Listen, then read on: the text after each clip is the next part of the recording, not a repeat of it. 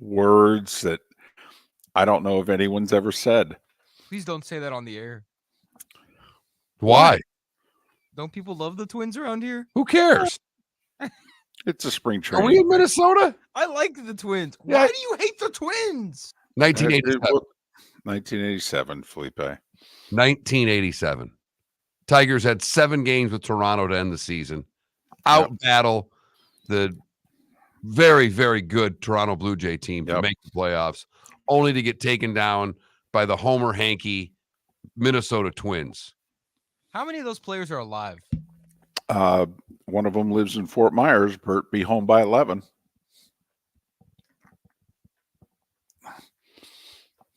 The majority of them are still alive. Yes. Yeah, I mean, think about it, Felipe. They're 60.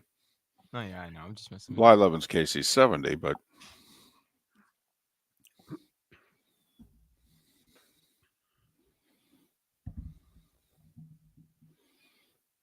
One minute. Unfortunately, the center fielder is no longer with us. It hasn't been for a while. Oh, all risk is feeling it.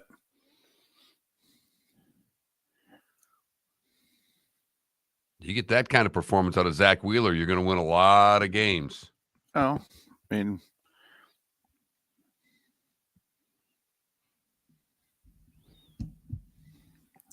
And this just in, it's the playoffs, so the Rays can't hit.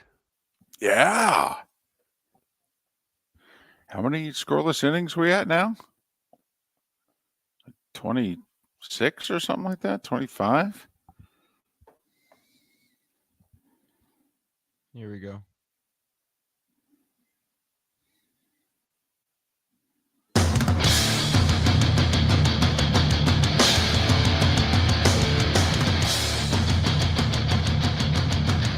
You are listening to Miller and Moulton, exclusively on the Florida Sports Network. And now, here's Mark Miller and David Moulton. Top of the morning to you. We are going to get over the hump together. Our goal today to have more of you interested than attended the Rays playoff game yesterday. How the heck are you? Miller and Moulton here on the Florida Sports Network, floridasportsnetwork.com. That's right. We come out firing. I'm a little worried about my co-host today. You know how sometimes you just take a look at someone in the morning and you realize something is just not right. Good morning, Mark. Are you okay? I'm fine. I'm fine. You sure? Busy day yesterday. Did something that I don't think I'd ever done before. I took in 2 baseball games via my phone. I was that dad at my daughter's gymnastics practice and then my daughter's soccer practice, watching baseball on the phone. Yes! Yes! You had the fever! I had playoff fever! I certainly had something. Think I need to be tested.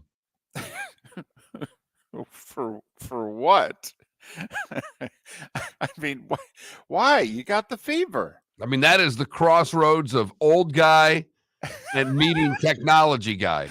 Watching a baseball. I mean, over 50 years old, streaming a baseball game on my phone at my kid's practice. Hold on, Felipe. I just have one question. You are at the very end of the key demographic, right? I am. You just hit 54. This is the last year where I'm actually in a demographic that matters, David. For those who don't know, in the industry,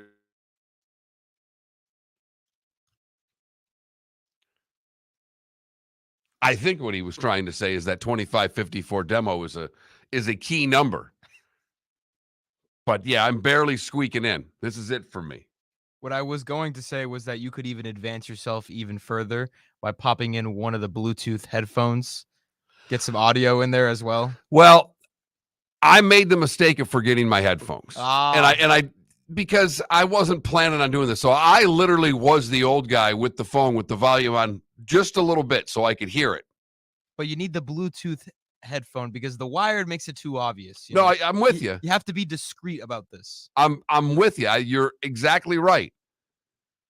But I didn't even go with that. I wasn't discreet. I just had the volume up, sitting there, Loud and proud. taking the game in, saying, you know what? This is how we're going to do this today. I'm going to watch some baseball. Parents be damned. You want to come over and watch a little bit with me? That's fine. One of the moms scared the hell out of me that I know came up and just said hello. I nearly jumped out of my chair as I'm locked into a little bit of baseball last night, Marlins and Phillies. And boy, tough day for the Florida baseball teams as both the Rays and Marlins go down. And the Rays not only go down, but do so with the smallest crowd in over 100 years for a postseason baseball game. Congratulations. Congratulations, Tampa St. Pete. You've done it. And you know what? I don't want to hear any excuses. I really don't. That's playoff baseball. Yeah. Don't give me you didn't know the game wasn't coming, because you knew the game was coming on Tuesday for a month and a half. Well, you certainly knew the game was coming for 2 weeks. When you lost the Sunday in Baltimore, and you ended up splitting that 4-game series, I mean, just about everybody said, well, they're not going to win the East. So we all knew for 2 weeks that the Rays were hosting a 4-5 series. We didn't know who the opponent would be. It's true, we didn't know what time the games would be. But, I mean, if you're a Rays baseball fan and you semi-regularly attend games, you know how the baseball playoffs go. The game is going to be somewhere between 1 o'clock and 8 o'clock. Okay, you either want to attend or you don't. And it's funny, they had no problems. 3,000 more than capacity in Philadelphia. You know, they had an afternoon game in the Twin Cities. That place was standing room only. Okay, there's no excuse. All right, there isn't. It's embarrassing. There's no other way around it. We love the Rays. This isn't a reflection on the organization. This isn't. This is a reflection on the fan base and on, quite frankly, location. These are $25 tickets also. $25 for a playoff game. Yeah. I mean, it is what it is. It's embarrassing. 1919. Enough said. I mean, 4th lowest attendance in baseball. 4th best team in baseball. 4th lowest attendance in baseball. Just there you go. There's the symmetry right there. 4th best record in baseball. 4th worst attendance in baseball. Oh, there you go. And it's the postseason, so that means the Rays cannot score any runs. Yeah. Man, is this a new phenomenon? This just started last year in Cleveland. Now all of a sudden it's like it's against the law for the Rays to score. What have they gone? Like in terms of number of innings, haven't they gone damn near like 3 full games now? Yes. My goodness. Because they scored 1 early run against Cleveland, right? In that series last year. And that game went like 14 or 16 innings. And then they got shut out in game 2. And now they get shut out yesterday. Man, they haven't scored a run in a postseason since 2021. Or so it seems. Whew. So, and just like that, you're facing elimination. It's the beauty of a best of 3. And instead of lamenting it, win your division. They tried. They had a good season. Okay. And that's why it's important to win your division. Tip of the hat to the Orioles. And, hey, at least it's a best of 3. This wasn't a 1-gamer. You get a chance at redemption. But with that home field advantage, Mark, I mean, they should be in great shape. Do they have as many there today as they did yesterday? Yes. They should have a few more, just given the fact that embarrassment. Here's the real question. Do they open the upper deck? They did. It was open yesterday. Oh. There were people sitting in the upper deck. Didn't really notice. They sold tickets to the upper deck, and you saw people sitting in the upper deck. There was an early crowd shot in which I was looking the second half of the third base line, and I went, hold on a second. Were those seats empty? And I'm thinking to myself, traffic? Is this like an unbelievably late arriving? Everybody's going to walk in at 3:30? What's going on here? Nope. 19,704. Holy, for a playoff game. Wow. Man.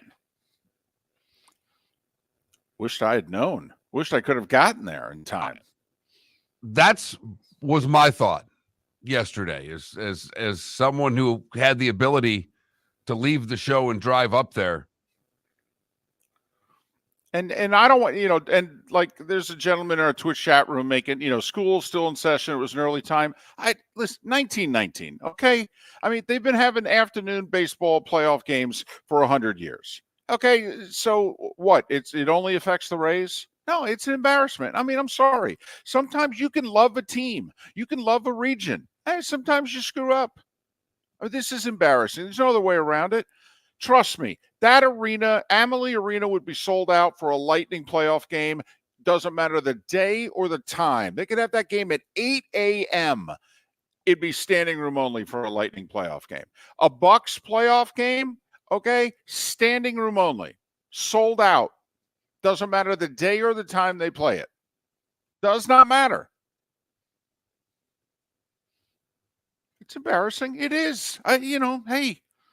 And you can make all the excuses you want. It doesn't change from the fact that it's embarrassing.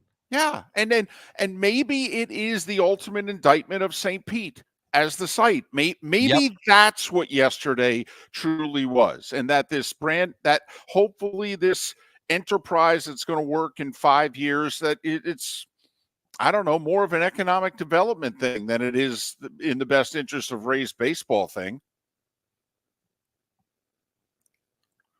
But I mean, that's ridiculous. The way that stadium looked yesterday was ridiculous for a playoff game. Wow. Yeah, the Lightning will outdraw them for their home opener. That's a 5:30 game on a Tuesday. Yeah. There'll be 20,000 people at that. Next Tuesday. Right. Next Tuesday at 5 o'clock or 5:30 is the season opening game in the NHL, and it involves the Tampa Bay Lightning. And write this down, 19,704. And that's about at absolute full capacity of Amalie Arena. Mark and I are both going over right now. And I don't even know if they have that many permanent seats in Amalie, but it's the opening day, standing room only. People will get there. Oh, and trust me, if I'm working for the Lightning right now, I'm running around going, we're making damn sure we have more people at our game than the Rays had at theirs. Yeah. 19,704. Whatever we got to do, we got to get 19,705 in here. All of you working in the offices, none of you can go home. You got to be there for the drop of the puck. Got to watch the first period. You can go home at 6 o'clock.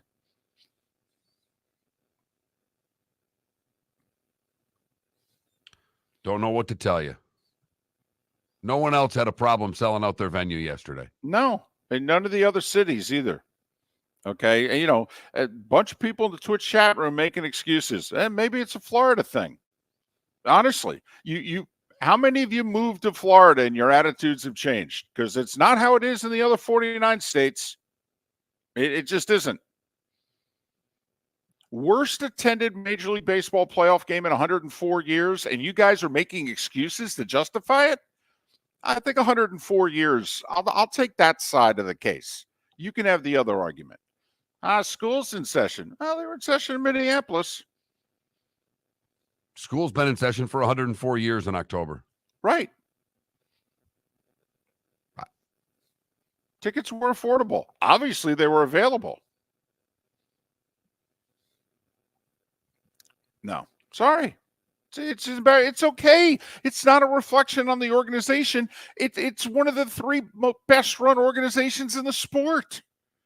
The organization, this is not a reflection on the organization. It's not a reflection on the team.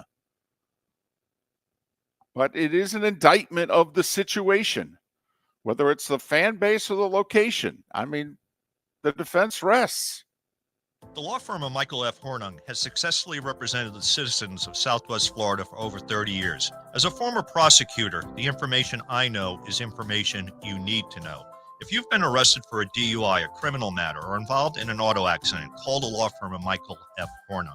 I'm a local attorney with local knowledge to assist you through the process. For a free consultation, call 239-437-0095. That's 239-437-0095. Offices in Fort Myers. Visit Jason and Todd at the Diamond District. When choosing something of high value and personal significance, such as a diamond, you want to shop with the best. And the mall is not the place to be. Here are my friends, Jason and Todd with the Diamond District. Take a stroll in the mall, pop into a few Joy stores, and you'll soon discover you're in the wrong place. Rings begin to look all alike. You're not finding GIA certified diamonds. You quickly realize you know more than a salesperson helping you, and all the same financing gets pushed on you. Visit Jason and me, and you'll find America's top bridal designers dealing exclusively with the Diamond District. You'll find the largest selection of GIA certified diamonds, all priced 8 to 10% over cost. You'll find educated sales consultants who have many years' experience and are not paid commissions. And you'll find Todd and me in the store nearly every day, wanting to shake your hand and welcome you to our Diamond District family. Visit Jason and Todd at the Diamond District. Hello, friends and family of Southwest Florida. Are you looking to tap into the electric vehicle market? Well, look no further, because we here at Southwest Florida Golf Carts have just what you need. E-bikes, golf carts, LSVs, scooters, and more. Come down and talk with one of our experienced sales reps, have a soda and a smile, and you could be cruising the streets in your new EV today. Stop by the store or visit our website at flgolfcarts.com and enter for a chance to win $100 off your next purchase by answering John's monthly sports question. You are listening to Miller and Moulton on the Florida Sports Network.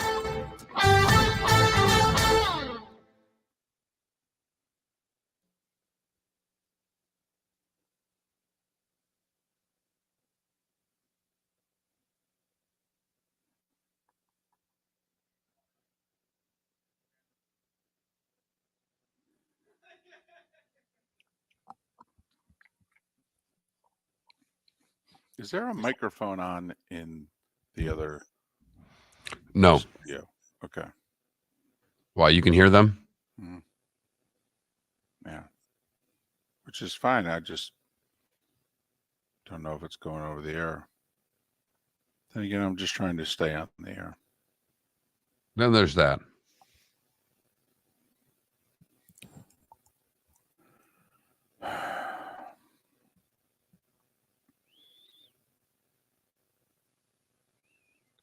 When you back in the house?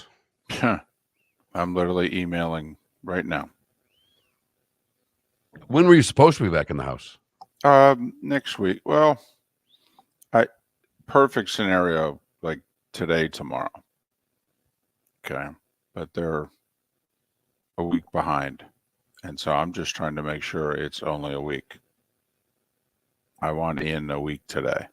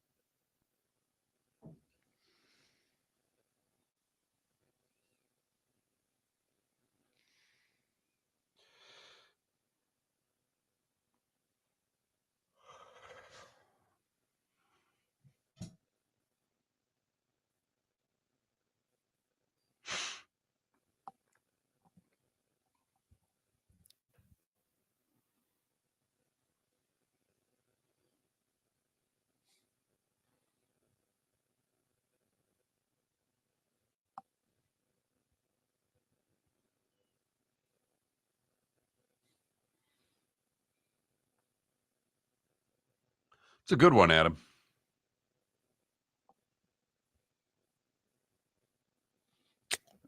Nice, solid. And poking fun at his own team, too. Nice.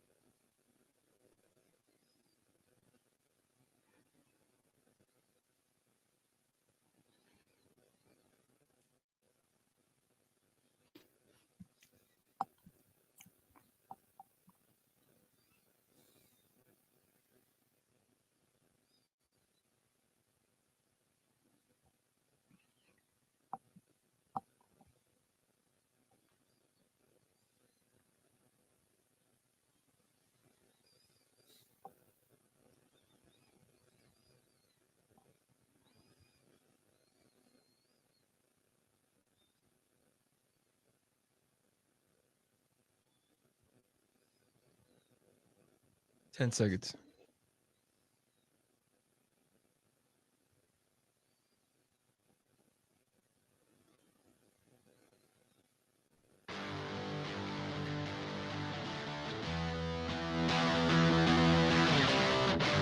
You're listening to Miller and Moulton, only on the Florida Sports Network. 21 minutes past the hour. Miller and Moulton, the Florida Sports Network, floridasportsnetwork.com. The shape up continues. So we'll have a poll question in the next 20 minutes. And we have no idea what it's going to be right now. I can assure you of that. Began this show, however, by me saying I was worried about my co-host. That sometimes you just look at someone and they look a little off. And I have to admit, I still, when I am looking at you here as we connect on the Miller and Moulton Twitch.tv channel, I am concerned. You looked a little weary. You looked a little worn out. And I joked with you right before the show. I go, one full day of playoff baseball did it to you, huh? Yep. It did. Knocked me out, David. One day, huh? So are you like the Rays fan base? You're not showing up for game 2? Well, I'll show up. It'll be more listening today than watching. I've got a lot of driving to do today, so I will not be in front of a TV, but I'll be taking the games in. Can I ask what's wrong? Why? What happened yesterday? All right. It's an old wound, David. But I turned the Twins game on, and damn, they're not waving these little hankies. Now they're red this time, not white. Okay, here we go, ladies and gentlemen. Remember, born and raised in Michigan. But 1987. Here we go, 18 years old. Here we go. The Detroit Tigers win the division, taking down the Toronto Blue Jays in a dramatic finish to the regular season. It was 7 games, in 3 games in one building, 4 in another. Yep. Epic MVP. end of the series. MVP on the line. The Tigers win the 7-game series against Toronto to win the division and go to the postseason. Yep. Only to be knocked out in quick fashion. Yes. By the Minnesota Twins in their Homer Yankees. Correct. Twins on their way to, and there was no wild card then. See, the Tigers won the East, the Twins won the West. All right. They met in the LCS. The Tigers were heavily favored, and the Twins took them out. Yeah, and I mean disposed of them. Like I think in 5, a best of 7, and they beat them in 5. It was a shocking, smashing victory for Frank Viola, Bert Blyleven, who you and I have met with our time in Southwest Florida. Great guy, very easy to root for. So glad he's in the Hall of Fame. Okay, but yes, Kent Herbeck, Mark. When I say Kent Herbeck, what does that mean to you? It brings up a lot of anger and hostility. I don't like Kent Herbeck. I've never met him. I was going to say he's a good dude. Could be a wonderful guy. He really is. I'm sure he is. He is. Of course he is. Oh, he is. Played Minnesota, and everybody there's so nice. You'd love him. I mean, he fishes. You fish. Okay. All right. No. He drinks beer. I drink beer. I'm sure we'd get along famously. Actually, I think you would if you two were sitting at the corner bar together and didn't know one another. I actually think an hour and a half would go by and you'd genuinely enjoy it.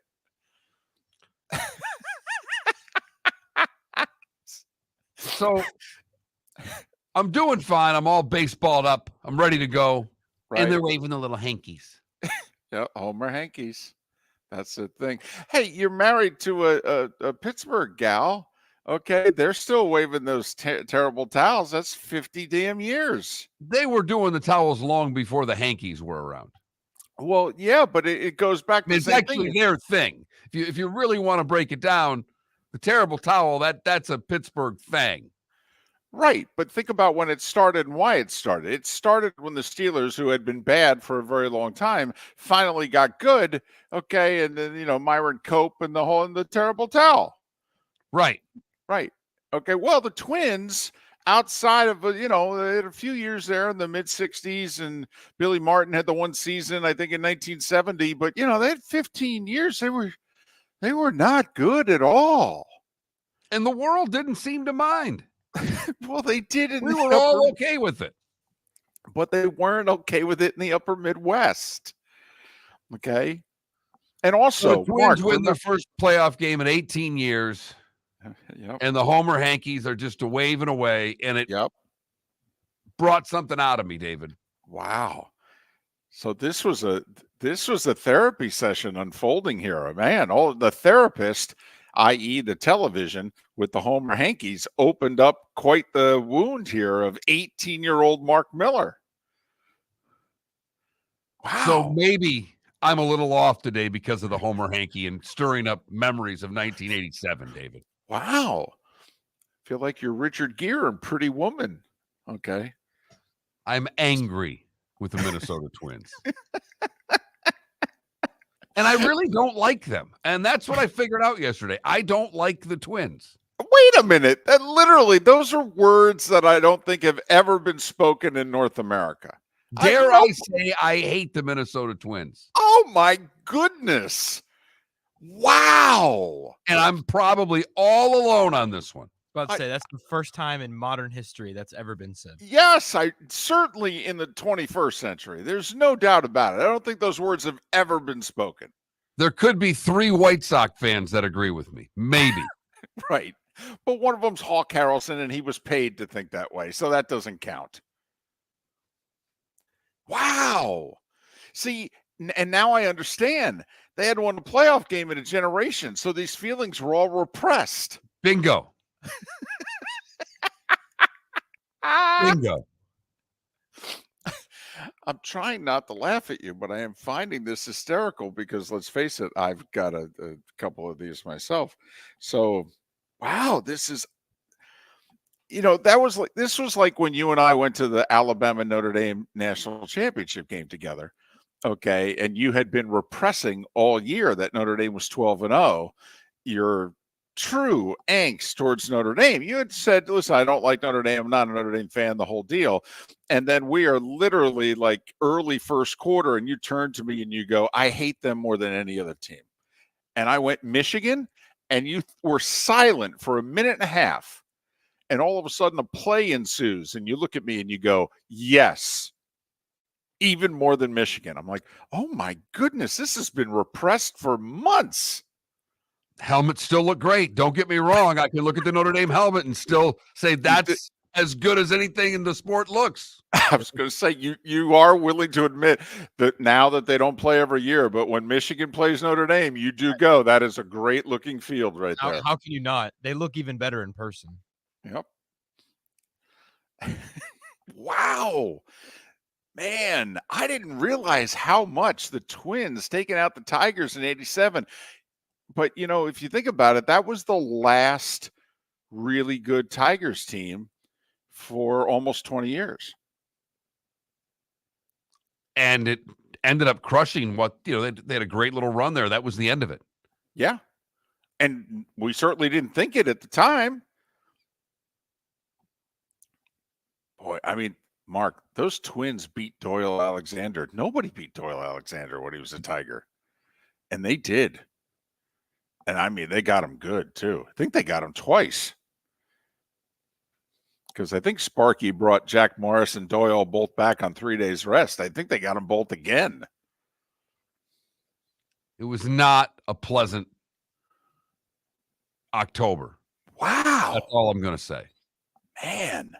And apparently it stuck with me a lot longer than I realized. Apparently. 30 plus years. Wow. Man.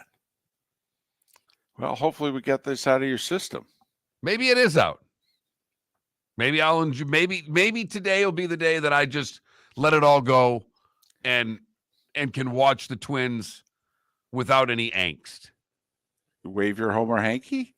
Just put your Homer hanky away as you're waving it at me over there.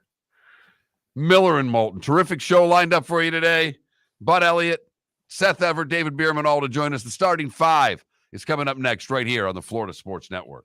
Located on the East Trail, locally owned Naples Tiki Bar and Grill is an outdoor eatery next to the Hitching Post Shopping Center. Island-inspired food with a true tiki theme. The best place in Naples to enjoy the beautiful weather in Southwest Florida. The Naples Tiki Bar and Grill offers a great menu for dine-in or takeout. Enjoy our famous pulled pork, huge burgers, and tiki bar cocktails. Don't miss happy hour every day from 3 to 6 and live music 7 days a week. See you soon at the Naples Tiki Bar and Grill, 11498 Tamiami Trail East. Hello, friends and family of Southwest Florida. Are you looking to tap into the electric vehicle market? Well, look no further, because we here at Southwest Florida Golf Carts have just what you need. E-bikes, golf carts, LSVs, scooters, and more. Come down and talk with one of our experienced sales reps, have a soda and a smile, and you could be cruising the streets in your new EV today. Stop by the store or visit our website at flgolfcarts.com and enter for a chance to win $100 off your next purchase by answering John's monthly sports question.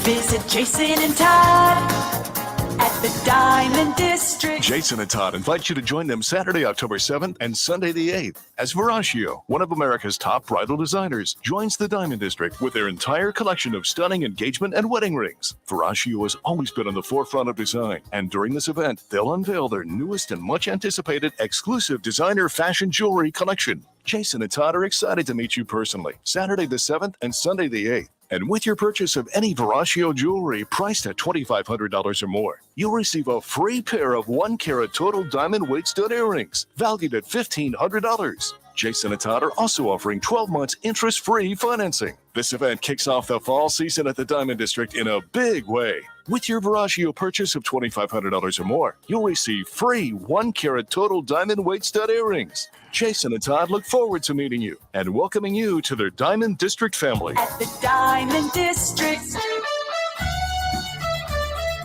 You're listening to Miller and Moulton on the Florida Sports Network.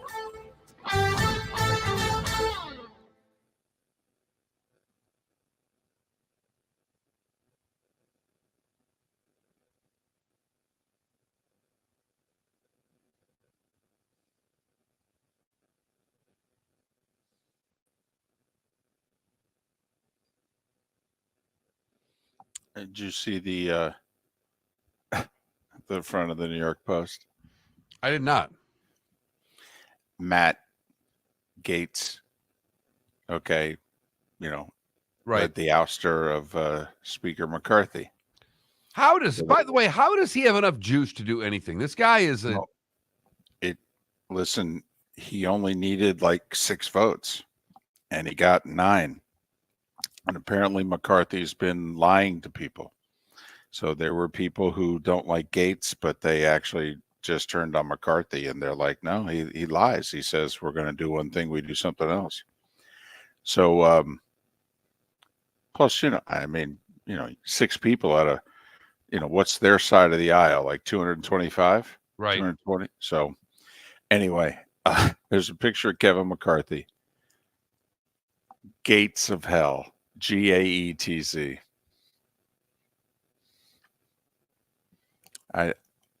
It's a treasure. I swear. I hope it's the last paper left in America. It needs to be the last one standing.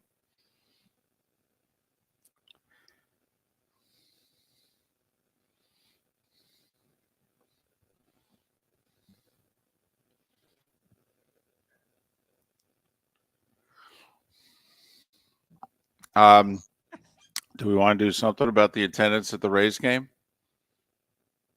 Embarrassing, or,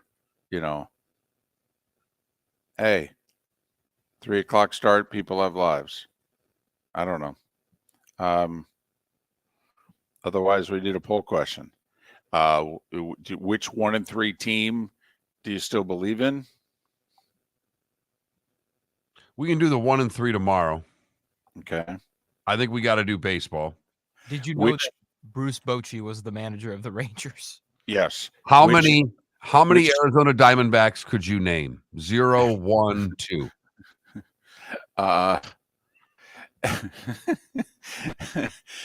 Which team that lost game 1? Okay. will still win their series and list the 4 teams. Yeah, I like that.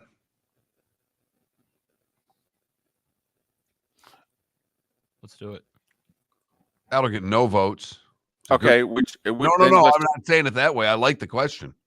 Narrow it down to the Rays or Marlins. I Which team you give the better chance? I think we'll put all 4 up there. I like the all 4. I think it's a good question. Okay.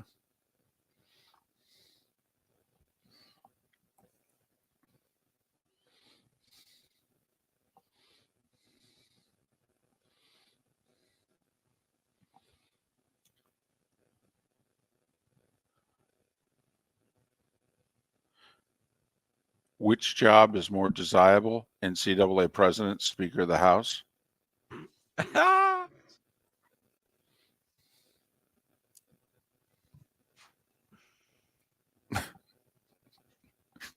First time ever that the Speaker of the House was. Yeah. basically- Yeah.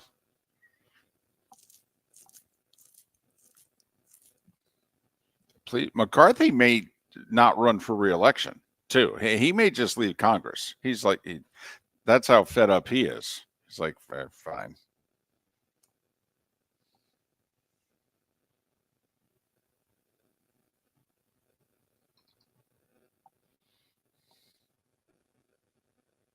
Yes, ambient. I think that's what most people are thinking. Okay. Not what he did to maybe underage girls, but man, what he did to the Rays.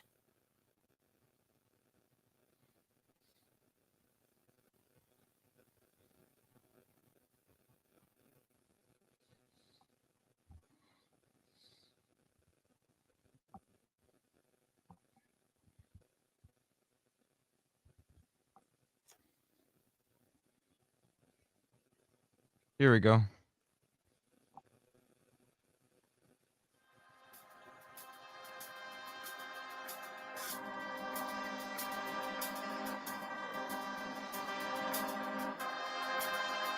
You're listening to Miller and Moulton, only on the Florida Sports Network. And now, here's Mark Miller and David Moulton.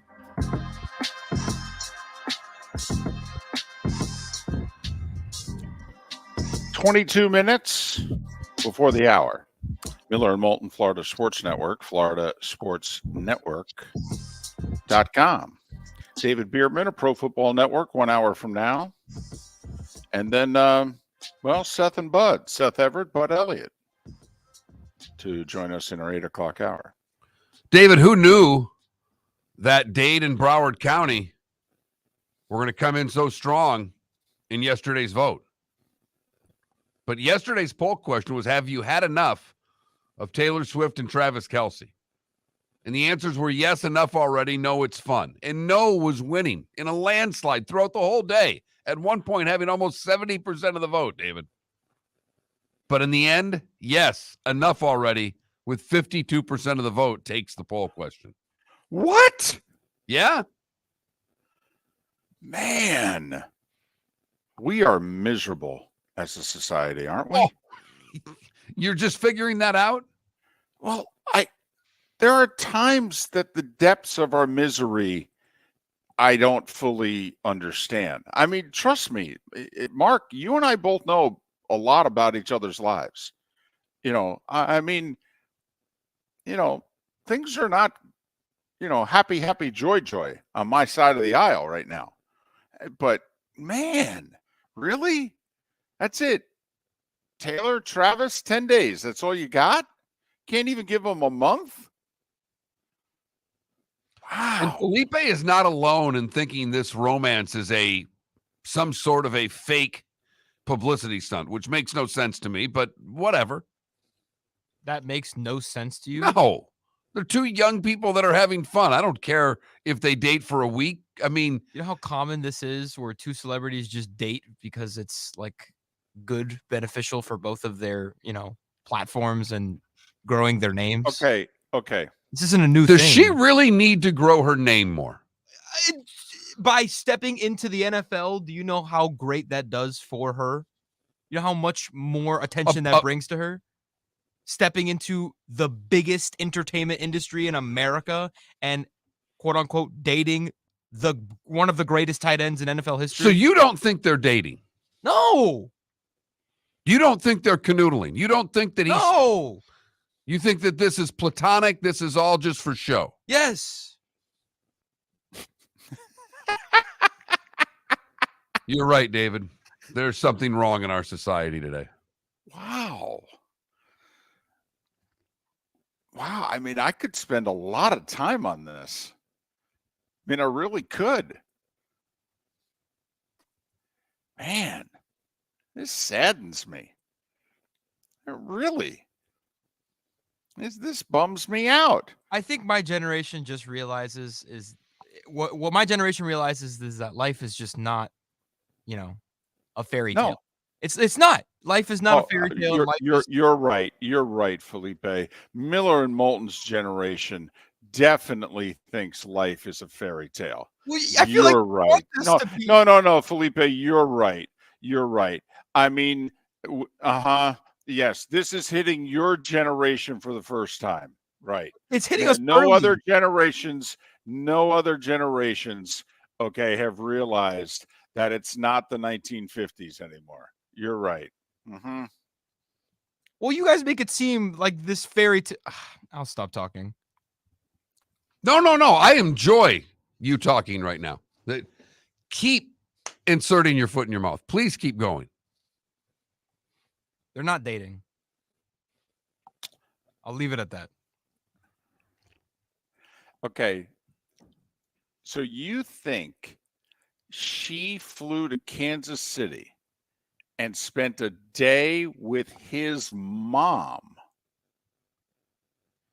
to help her brand, David, to help her brand, for the cameras, to break into the NFL audience, because that's what is important to her, to build her brand and get into that NFL audience, because people like me at 54 apparently are going to run out and buy Taylor Swift albums because she is.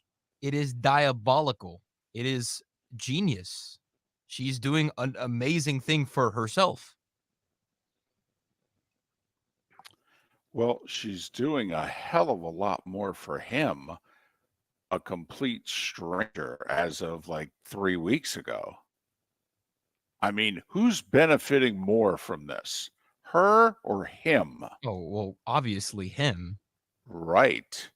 But I mean, here's the other thing. It's not just that she's doing it because she wants to build her brand. It's not really about helping them. It's about her building her brand, is what we previously had learned in this segment. So, Felipe, do you think her and her team, her publicist, manager, they sat down and they were thinking, we need an athlete. Well, we should pick the NFL. Okay. All right. That makes sense. Yep. What's going on right now? Who in the NFL can you pretend to sleep with for 3 weeks? Okay. Well, it should be a quarterback. Oh boy, yeah. Let's go through the quarterbacks. Let's see if they're available. Let's see if they're taking, And so they ended up after a 2-hour meeting, and they said Travis Kelce. That's who we're targeting. Right, because they started with Mahomes. They realized he was married; it would be a bad thing, and then they wanted to get on that team. That's, I think, how it went. Well, no, here's the thing. That's not how it went down. Oh, it was the other way around. Kelsey goes after her, and she says, "You know what? This I like. This could benefit us both." So, with his little friendship bracelet, and her PR staff gets and then they have a meeting, and they go, we can use this. Exactly. Gotcha. By the way, more people in the Twitch chat room agreeing with Felipe than us. Once again, I'm telling you, I'm as sad as you are about the 87 Tigers. I really am. Time now for the starting five. 5 stories you need to know. It's the starting 5 on Miller and Moulton. Here's number 1. Only 19,704 showed up in St. Pete, the smallest crowd to attend a Major League Baseball playoff game since 19-19. That's okay. They didn't see the Rays score any runs again. In fact, the Rays, Mark, committed nearly as many errors as they had hits. 6 hits, 4 errors. Jordan Montgomery threw 7 shutout innings for the Rangers. He outpitched Tyler Glasnow. 4-0 Texas. They're up 1-0. Game 2, 3 o'clock today. Nathan Eovaldi for the Rangers. Zach Eflin to try to keep Tampa Bay's season going. We'll say Randy Arozarena showed up. He had 2 hits. Yeah, that's about it. You know, he had 2 hits, including the only extra base hit that the Rays had on the day. It wasn't much better for the Marlins. Jesus Luzardo, he got roughed up for 3 runs in 4 innings. Josh Bell did have 3 hits and scored Miami's only run, but the Phillies behind Zach Wheeler taking a shutout into the 7th.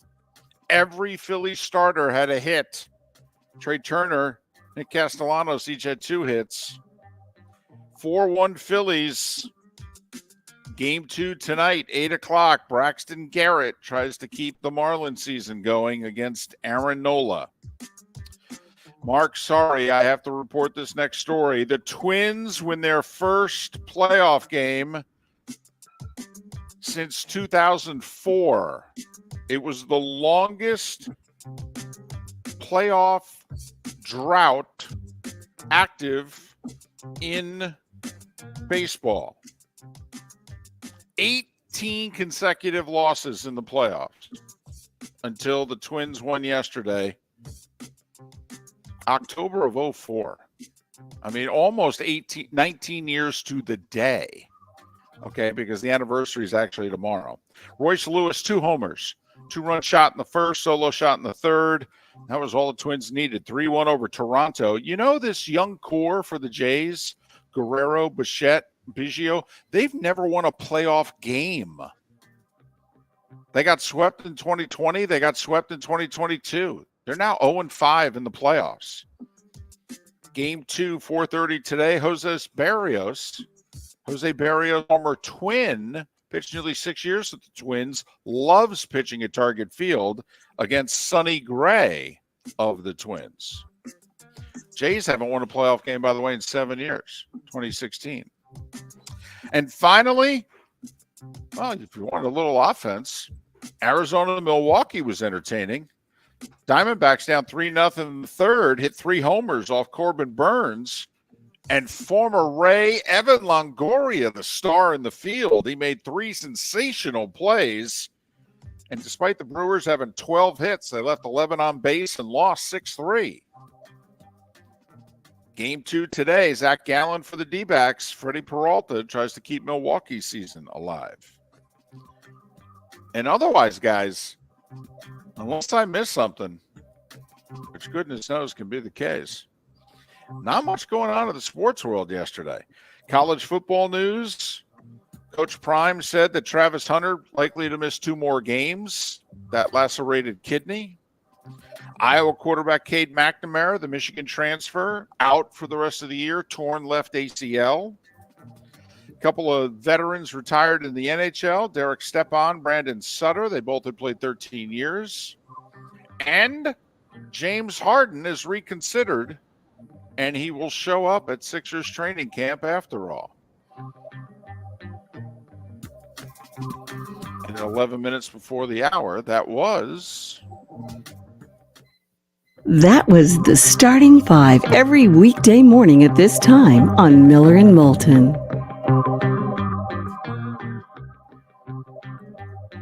Got a few days before you can start throwing hockey scores in there, David. I know. A week from today, we'll have hockey scores because next Tuesday is when the NHL season begins with a triple header on the 4-letter network, by the way, starting with the Lightning at 5:30. And the last game is Vegas, baby. They hoist the banner. The Knights and the Kraken. There you go. Weren't you going to try to go to that game? Yeah. It's logistically not going to happen, is it? No. The network's not being cooperative. Well, I mean, the shots you've been taking at him the last few days, I don't know why they would be. What are you talking about? Just because I looked at the travel person when she asked, "What do you think of the hotel?" I said, "It's in Lower Manhattan. The game's in Jersey." And She since didn't like that's that. probably the person you have to deal with in order to stay for an extra day, I'm wondering why they're not doing any favors for you right now, David. Well, I have to admit that is one of the three people I needed on my side. That is true.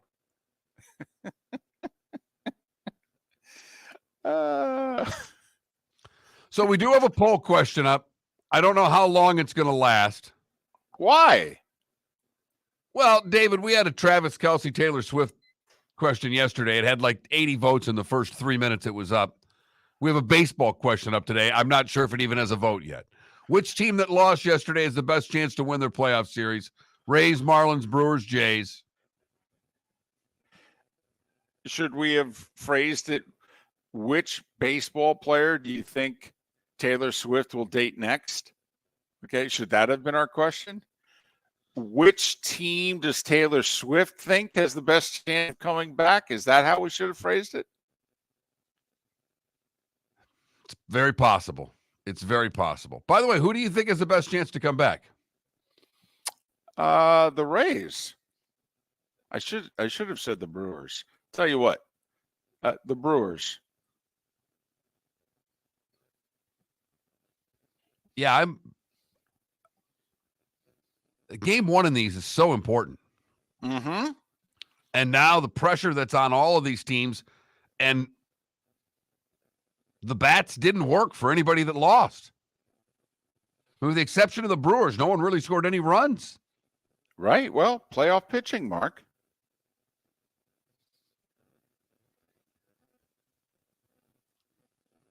So if I were to pick one, I would probably go with the Brewers. But I'm trying to think of how many teams have lost game one since they've gone to this best of three and actually won. I'm going to have to look that up. I don't think it's very many.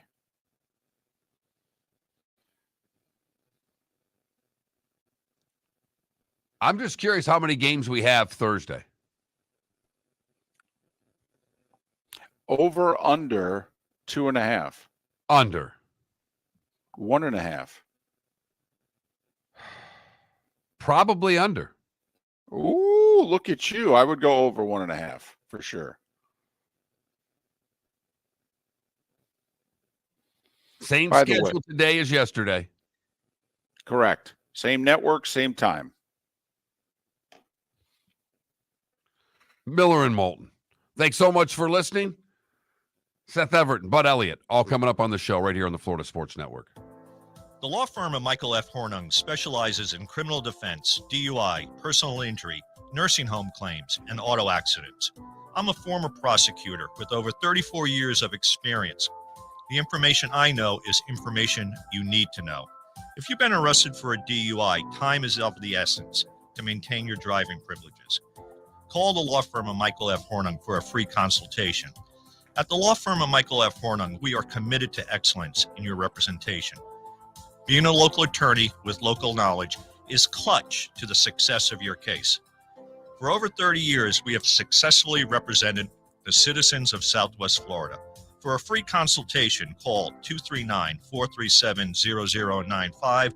That's 239-437-0095. Our offices are conveniently located in Fort Myers. Visit online at mfh-law.com. Hello, friends and family of Southwest Florida. Are you looking to tap into the electric vehicle market? Well, look no further, because we here at Southwest Florida Golf Carts have just what you need. E-bikes, golf carts, LSVs, scooters, and more. Come down and talk with one of our experienced sales reps, have a soda and a smile, and you could be cruising the streets in your new EV today. Stop by the store or visit our website at flgolfcarts.com and enter for a chance to win $100 off your next purchase by answering John's monthly sports question. Visit Jason and Todd at the Diamond District. 20 years ago, Jason and I had the idea for a jewelry store like no other, with a vast selection of certified diamonds priced 8 to 12% over cost. a team of individuals who are educated, driven, and believe in cultivating relationships. Today, we have become one of the largest independent jewelry stores in the country. Todd and I love what we do and are in the store nearly every day, along with our GIA gemologists, master jewelers, custom designers, and non-commissioned diamond consultants, all of which we consider family. As direct diamond importers, we travel the world, forging relationships and sourcing diamonds. What we love most about our business is that we can call Southwest Florida our home. If selection, value, and comfort are important to you, give the Diamond District an opportunity. You won't find a better diamond buying experience. Todd and I look forward to shaking your hand and welcoming you to our Diamond District family. At the Diamond District. Located on the East Trail, locally owned Naples Tiki Bar and Grill is an outdoor eatery next to the Hitching Post Shopping Center. Island-inspired food with a true tiki theme. The best place in Naples to enjoy the beautiful weather in Southwest Florida. The Naples Tiki Bar and Grill offers a great menu for dine-in or takeout. Enjoy our famous pulled pork, huge burgers, and tiki bar cocktails. Don't miss happy hour every day from 3 to 6 and live music 7 days a week. See you soon at the Naples Tiki Bar and Grill, 11498 Tamiami Trail East. You are listening to Miller and Moulton on the Florida Sports Network.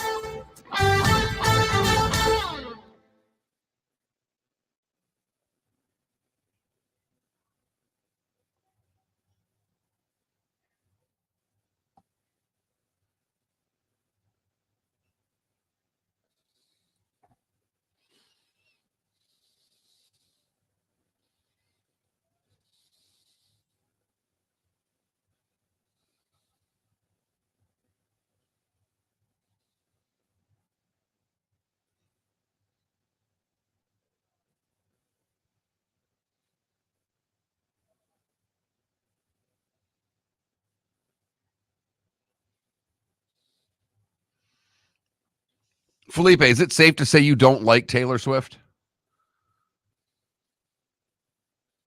No, it's not that I don't like her. You like her? I'm not a fan. Okay, there you go. There's a blatant hatred there. Do I have to be a Swiftie in order to... I'm not a Swiftie.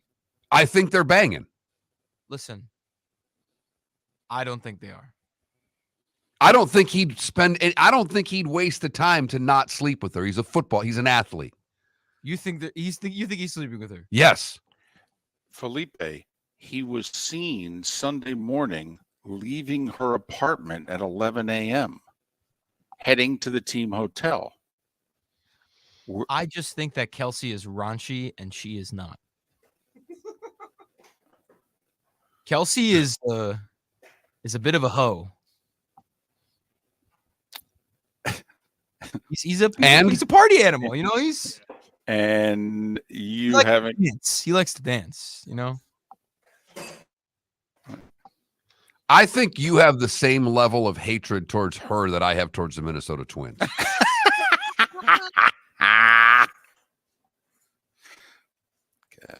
that's funny.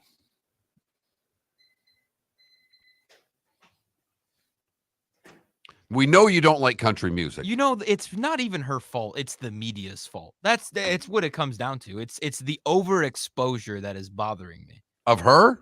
Of their budding romance. Of this. And kind of her and her fans. It's the media and her fans. Her fans are insufferable. Insufferable. Is your girlfriend a Swiftie? No, not even close. Would you break up with her if she was? I wouldn't date her in the first place.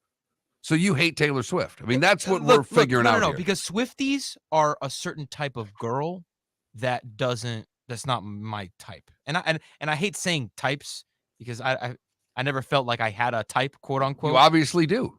But and that's okay. I don't like generally people that like popular music, Felipe. I'm actually on your side here. But I'm just getting you to realize some truths. But you hate her. But I'm also trying to explain to you that a Swiftie in her 20s or your early 20s is a different breed of female. It's like it's someone in their 20s that still loves Disney. Yeah, I've got you. Exactly. That I don't know. I'd much rather go to like anywhere else on Earth. Just remember, I'd rather go to Canada. her fandom doesn't stop at like age 24, okay? I mean,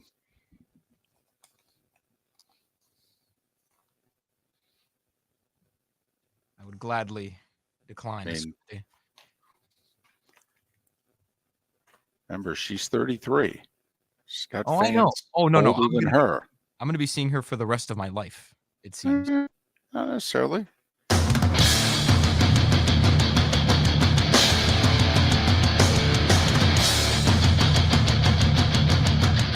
You are listening to Miller and Moulton, exclusively on the Florida Sports Network.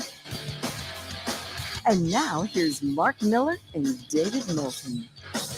Boy, it has been a very educational edition of Miller and Moulton on this hump day. Thanks for getting over it together with us here on the Florida Sports Network, floridasportsnetwork.com. So in the last 18 hours, we have been able to learn a few things. One, that the Tampa Bay Rays have an attendance problem, if we didn't know that before. But it had never reared its ugly head the way it did yesterday when the smallest playoff crowd showed up at a game since 1919. That's number one. And that this whole St. Pete thing is never going to work. I mean, it's going to exist, but it's never going to work. Number two, the damage that the 1987 Minnesota Twins did to my beloved co-host is lifelong so far, because the Twins had the audacity yesterday to win their first playoff game in nearly 19 years. 19 years. They had lost 18 consecutive playoff games. That was the longest drought in North American professional sports in terms of consecutive playoff games lost. They had the audacity to win one game yesterday, and it has sent Mark Miller spiraling. And he realizes it's all because of the 87 Twins taking out his beloved Tigers. And those Homer hankies yesterday, right, conjured up some images of days gone by, and it hit me. It all rolled into one yesterday, David. You're right. Wow. Did it ever? Man. And also, young Felipe hates Taylor Swift.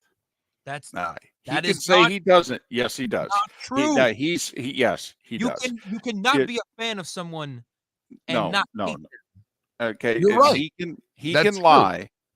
He can lie. It's not that I don't. It's not that I hate her. It's that I hate this. You hate her fans. I do. Well, they are insufferable. And again, that's not her. Felipe, you know my fondness for you. Okay. And Mark Miller asked you a series of questions during the commercial break. Once again, another reason why you really should take in Miller and Moulton on twitch.tv.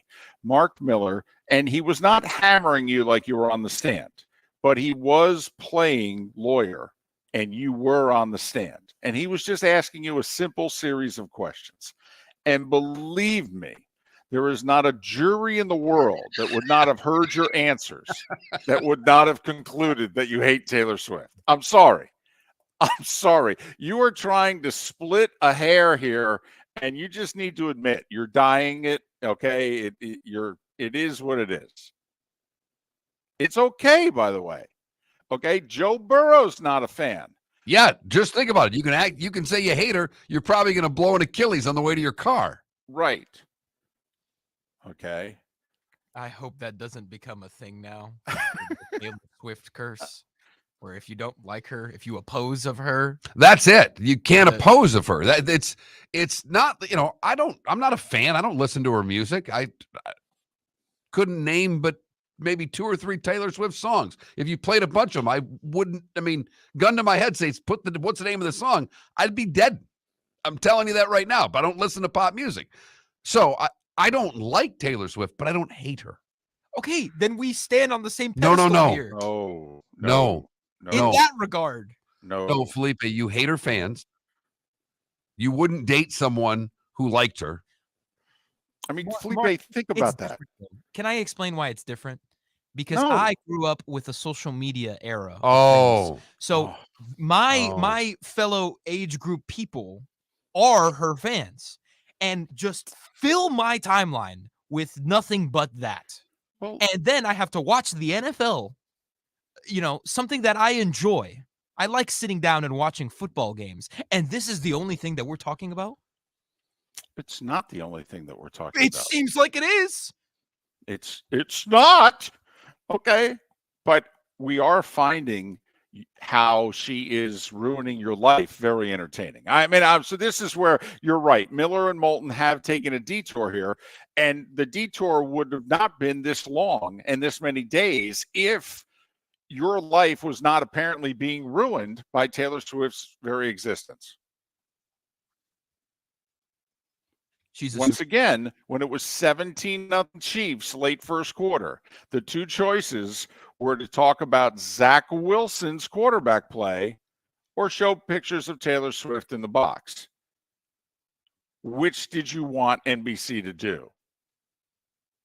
I voted for Taylor Swift because Zach Wilson, up until that point in time in his career, was not an NFL quarterback.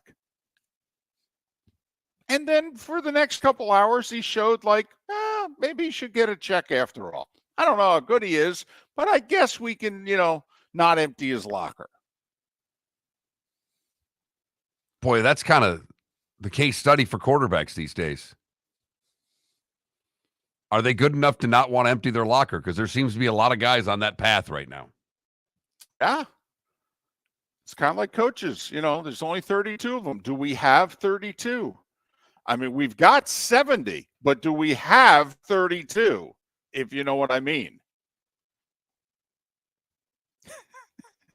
DC in our Twitch chat room. Hey, let's be honest. Miller and Moulton could use the bump in the ratings. Felipe, do you want to try to date Taylor Swift? No. Okay, well. Of course not. No. Well, not a team player, obviously. Not a team player. 21,000 is the text line. What's our poll question? And by the way, Taylor Swift not involved in the poll question today. Which team that lost yesterday has the best chance to win their playoff series? Rays, Marlins, Brewers, and Blue Jays. Right now, the Brewers getting the most votes. Okay. All right. I voted Rays. Brewers a close second. Come on, Rays. Picture to go to the World Series. How about a first inning run today? Huh? That's all I'm going to ask for from the Rays. One run in the first inning. Let's get off the schneid, as Chris Bearman would say. Boy, that would be, a lead would be something for the Rays. Yeah. Would change the perspective quite a bit. Yeah. And then you could work in some Taylor Swift cutaways and pretend she's in the crowd. But could you give me a Randy Arozarena homer? How about that? Let's get this party started. Mark, Felipe would have been one of the 70,000 at MetLife Monday night when they showed the Taylor Swift movie ad, on the Jumbotrons during the commercial break, and the crowd vociferously booed. I'm like, wow, Giants fans with Jets Chiefs envy here, man. See, and I think Travis is going to be okay when the song comes out that's about him, that crushes him. See, I'd be fine with that. I'd date Taylor Swift. Not that I could, but I would have no problem dating the musician, knowing that when it ended. See, I'd rather date the musician that's going to write the song about me than date the stand-up comedian that's going to go do her act about me. But you just keep proving my point. You're doing this for the fame. No. I'm saying I'd be out of the two. Oh, I'd do much. Yeah. I'd much rather date the singer who's going to write a song that's going to slam our, than the comedian who's going to make fun of me. Oh, no question. No question. By the way, not every song is a slam job, Some songs just, describe how it didn't work out. And I have to admit, I think this is now an advantage for her. I mean, if you start dating her, I mean, hey, if this doesn't end well, she's going to write a song about you. So you should at least treat her well. If it's going to end, at least treat her well. So when she writes the song, it's just kind of like, hey, he was a good guy, but it didn't work out. Yeah, and maybe it's on her. Then she writes the heartbreak song that she had to write. Yeah. Maybe she admits, that she wasn't ready. She wasn't in the right place and time. The really introspective Taylor Swift song.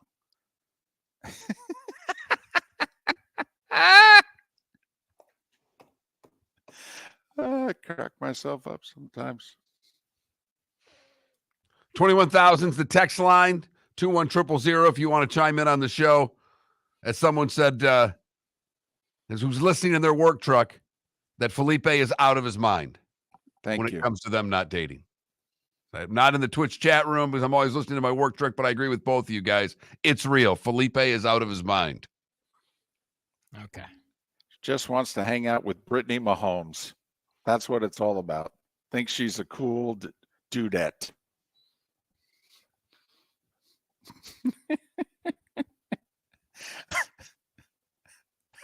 The memes, by the way, have been hilarious. I will say the internet is having a field day with all this. Yes.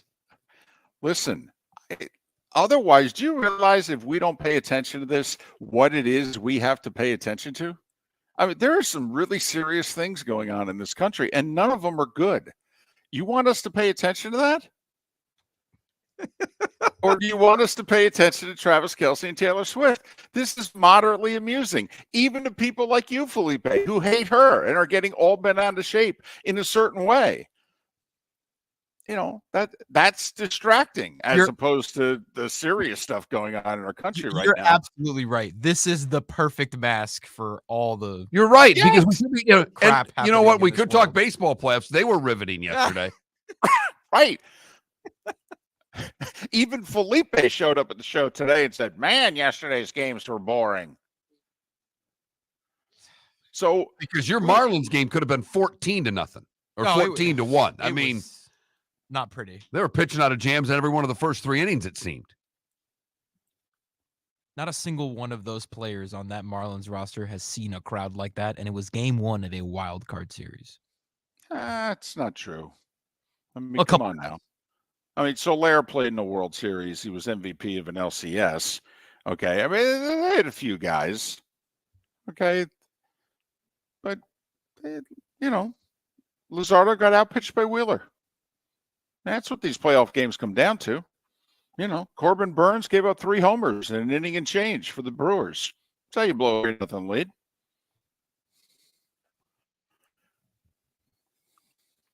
And the Rays couldn't hit a thing. Again.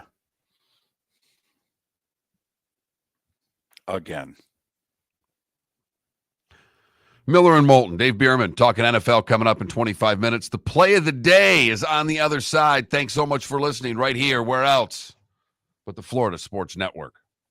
The law firm of Michael F. Hornung specializes in criminal defense, DUI, personal injury, nursing home claims, and auto accidents. I'm a former prosecutor with over 34 years of experience. The information I know is information you need to know. If you've been arrested for a DUI, time is of the essence to maintain your driving privileges. Call the law firm of Michael F. Hornung for a free consultation. At the law firm of Michael F. Hornung, we are committed to excellence in your representation. Being a local attorney with local knowledge is clutch to the success of your case. For over 30 years, we have successfully represented the citizens of Southwest Florida. For a free consultation, call 239-437-0095. That's 239-437-0095. Our offices are conveniently located in Fort Myers. Visit online at mfh-law.com. Hello, friends and family of Southwest Florida. Are you looking to tap into the electric vehicle market? Well, look no further, because we here at Southwest Florida Golf Carts have just what you need. E-bikes, golf carts, LSVs, scooters, and more. Come down and talk with one of our experienced sales reps, have a soda and a smile, and you could be cruising the streets in your new EV today. Stop by the store or visit our website at flgolfcarts.com and enter for a chance to win $100 off your next purchase by answering John's monthly sports question. You You are listening to Miller and Moulton on the Florida Sports Network.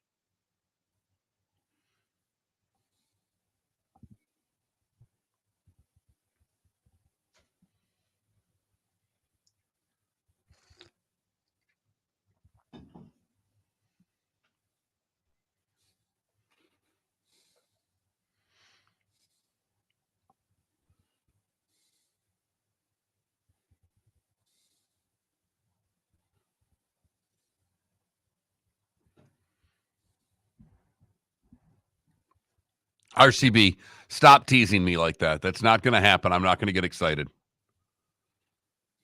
You want Urban Meyer? Why wouldn't I want to win? I guess Trent wants Urban Meyer. Okay. They're not going to get him. He's not coaching again. But if you're going to spend $9 million, why don't you go out and get the best hired gun you can get? I look at what morals do I need to have? We had a pedophile that worked on campus for 20 years. This guy's making phone sex calls to the person they brought in to talk to the team about sexual assault. It's a tough dilemma. You wouldn't rather go after Mike Elko? No. Really? What's he won? He's done an amazing job so far. You're absolutely right that he has. I disconnected at that time. I'm just searching. I got full bars over here. I got 4 bars over here. I don't know what. I had the computer tested. I had the MiFi tested. I don't get it.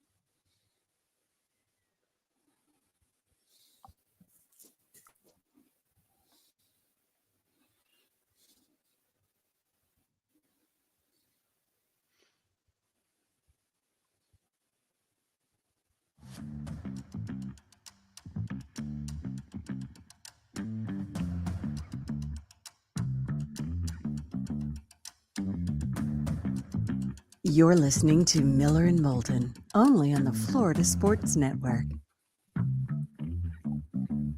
The play of the day coming up in a matter of moments. Miller and Moulton, the Florida Sports Network, floridasportsnetwork.com. David Bearman on Pro Football Network, tentatively scheduled to join us in a little more than 15 minutes' time. Seth Everett, Bud Elliott in our 8 o'clock hour. You know, we've been kicking around something here in the last few minutes. And then, Mark, I do want to ask you this as a proud Michigan State alum. There's a rumor that there's some interest, maybe both sides, but at least Michigan State, to kick the tires on one Urban Meyer. Gonna shoot big, David. Start with Urban. Now, not the sports talk show host, Mark Miller. The Michigan State fan, Mark Miller. Your thoughts on Michigan State inquiring about Urban Meyer's desire to be their coach? Look, if you are going to spend the kind of money that they are talking about spending, and that's the same money they were spending on Mel Tucker, the $9-10 million a year, then shouldn't you go out and get the best hired gun you can get? I have no problem with it whatsoever. School's done so many things to make themselves look bad. Bringing Urban in certainly can't make them look any worse. Okay. Now, you brought up Michigan State's, last 15 or so years off the field, if you will. And so Urban, who's had a few, he's had some image problems. Yes, he has. Okay. So do you think that maybe this is wrong person at wrong time for Michigan State? Or, hell. Look, they're already an embarrassment. They really are. I don't know how this makes it any worse. I don't think it'll happen in a million years. I don't think Urban will take the job. But to get Urban and Harbaugh playing against one another, these are things that we need in football. And if he's in East Lansing doing it, I'm all for it. Okay. All for it. All right. Now, my feelings about the whole not even calling Michigan by name. And now Ryan Day has continued that. And not allowing people, media members who show up to an Ohio State practice, if they're wearing any blue, they make them either change or provide a jacket to cover it up. I mean, how infantile I think that is. Ridiculous. Yes, it's absurd. Okay. But so he would not refer to Michigan by name, but he's going to coach Michigan State. Look, David, I don't think there's a chance in hell that Urban coaches Michigan State. You're just asking me as the Michigan State fan, alum, would I want him? And yes, I'd like to win. Well, Winning's fun. I'm just trying to. I don't know if you're aware of that, but winning is more fun than losing. This Michigan State team's going to do a lot of losing.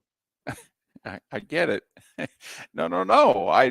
And listen, you and I are big Urban at Florida fans. We have chastised Gator fans for a dozen years now. You wanted the Spurrier days back. He brought you back. You went to 3 SEC championship games. You won 2 of them. You won 2 national titles. Okay. And yet you hate the guy. I mean, no offense. That's a you problem. Seriously. What? Because he left awkwardly? You should be thankful he arrived. Okay. And I think Florida fans are just now finally, after 12 years of mediocrity, getting around to, maybe we should embrace those years. They were pretty good. Yeah, you think? But I'm just trying to, Mark, let's play with me here for a second. Sure. He becomes the head coach of Michigan State. So when it's Michigan week, does he not call them by their name? Are they still TTUN? that team up north. I mean, technically, is Ann Arbor north of Lansing or south? No, south. South, right. So now do they become Team in Ann Arbor? TTUS? They'd just be the team in Ann Arbor, David. Gotcha. Okay. For the record, and I don't know how the story, Urban Meyer was at an event last week. I happen to know this because I talked to someone who was at the event. And one of the people in the crowd said to Urban, "Hey, when are you going to come back and coach?" And his wife, Shelley, said, "I'll answer that. Never." That's a pretty good authority. Yes. But Tom told Giselle he was never going to play football again.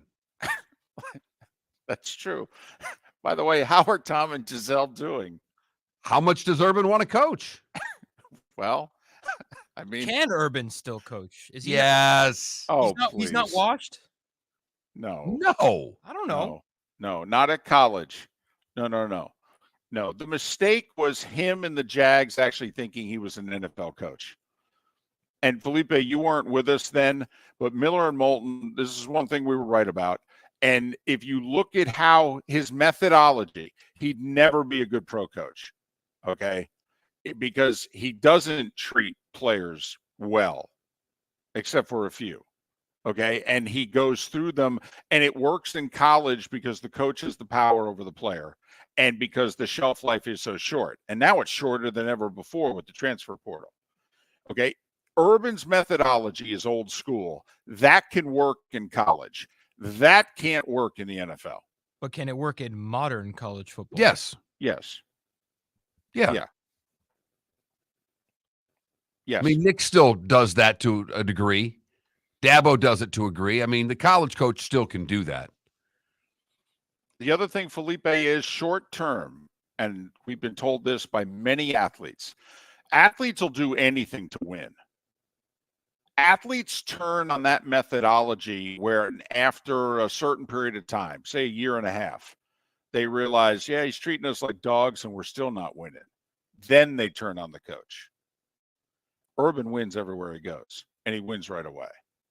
And that's why they go, hey, man, whatever it takes, we're winning. Felipe, let's see if you can win today. Time for the play of the day. What do you have for us? Well, I know the matchup isn't all box office-y and not very appealing on paper, but the Diamondbacks and the Brewers are actually two very good baseball teams. And I don't know if you knew this. Very good? Yeah, they're good. Very good. No, they're good baseball teams. I'll take that. They're okay. good Eliminate baseball the teams. very. They're good baseball teams. And believe it or not, Evan Longoria is not only still playing baseball, but he's on the Arizona Diamondbacks and is playing third base for them. And he had an incredible, possibly game-saving play with the bases loaded and 1 out. 3-2 on Taylor. The pitch. Swinging a liner. Leaping grab at third by Longoria. From his knees, he doubles off Adames at second base. Magnificent play by Evan Longoria, robbing a hit and turning it into a double play and getting the Diamondbacks out of the inning. Little vintage Evan Longoria there. Leaping grab out of the air, turning 2, throwing it to second. And the Arizona Diamondbacks take game 1, 6-3. He'll be 38 on Saturday. It was 4-3 D-backs when he made that play. Bases were loaded. That gets by Longoria. It's at least 2 runs and a 5-4 Brewers lead, second and third, 1 out. So could argue game-saving play by Longoria. He made 2 other plays also that were outstanding in the game. I just can't believe he's still playing baseball. Well, and has not been a full-time player this year. In fact, he had only started 41 games at third base. He's a platoon player. He's a right-handed bat. Okay, and there was a lot of doubt as to whether, I mean, think about it. He went against a righty. He was not starting against right-handed pitching all year. But because of his playoff experience, Lavella put him in, and look at what he did. And earns our play of the day here on Miller and Moulton. David Bearman from Pro Football Network. He will join us coming up on the other side as we start getting into what was week 4 and looking ahead to week 5 in the National Football League. Seth Everett, Bud Elliott in the 8 o'clock hour.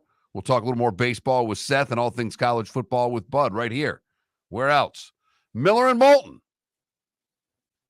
and Felipe on the Florida Sports Network. The law firm of Michael F. Hornung has successfully represented the citizens of Southwest Florida for over 30 years. As a former prosecutor, the information I know is information you need to know.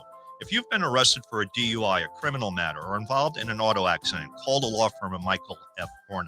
I'm a local attorney with local knowledge to assist you through the process. For a free consultation, call 239-437-0095. That's 239-437-0095. Offices in Fort Myers. Located on the East Trail, locally owned Naples Tiki Bar and Grill is an outdoor eatery next to the Hitching Post Shopping Center. Island-inspired food with a true tiki theme. The best place in Naples to enjoy the beautiful weather in Southwest Florida. The Naples Tiki Bar and Grill offers a great menu for dine-in or takeout. Enjoy our famous pulled pork, huge burgers, and tiki bar cocktails. Don't miss happy hour every day from 3 to 6 and live music 7 days a week. See you soon at the Naples Tiki Bar and Grill, 11498 Tamiami Trail East. Visit Jason and Todd at the Diamond District. 20 years ago, Jason and I had the idea for a jewelry store like no other, with a vast selection of certified diamonds priced 8 to 12% over cost. A team of individuals who are educated, driven, and believe in cultivating relationships. Today, we have become one of the largest independent jewelry stores in the country. Todd and I love what we do and are in the store nearly every day, along with our GIA gemologists, master jewelers, custom designers, and non-commissioned diamond consultants, all of which we consider family. As direct diamond importers, we travel the world, forging relationships and sourcing diamonds.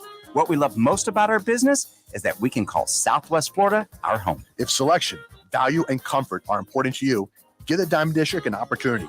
You won't find a better diamond buying experience. Todd and I look forward to shaking your hand and welcoming you to our Diamond District family.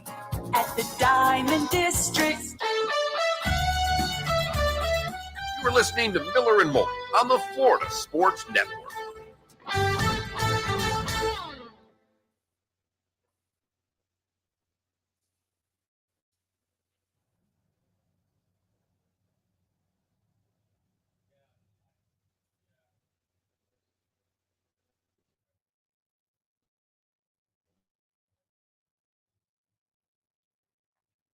So I was, making the drive up to Tampa, and dude had a different flag up that I've not seen before. I don't know what, on the way back, it was the Stars and Bars, but on the way there, he had a different flag up.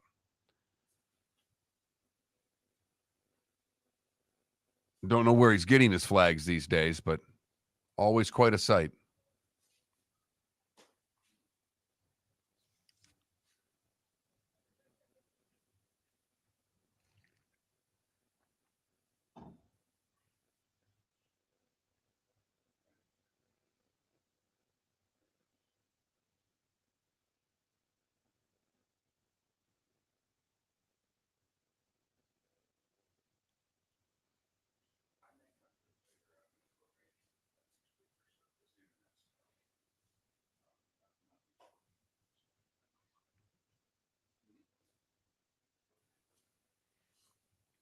Oh, I know. I didn't recognize. I don't know what state. I don't know if it was a different Confederate flag. I just had never seen the flag before.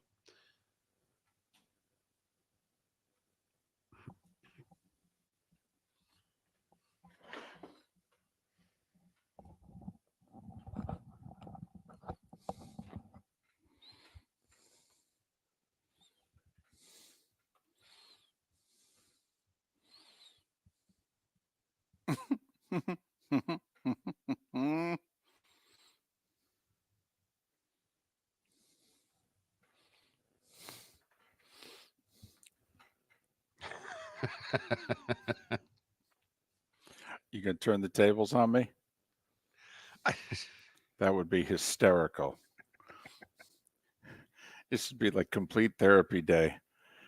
Felipe getting it out of system about Taylor Swift, you and the 87 Twins Tigers. And then if you decide we're going to play yes, no, maybe so, I swear I'll just surrender.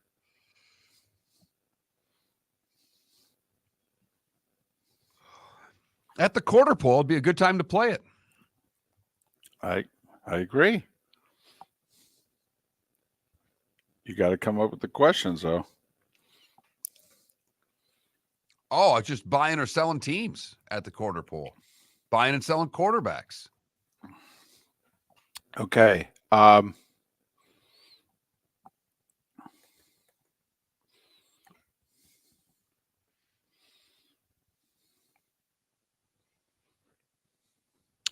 Well, I did the speed test and was told it was excellent.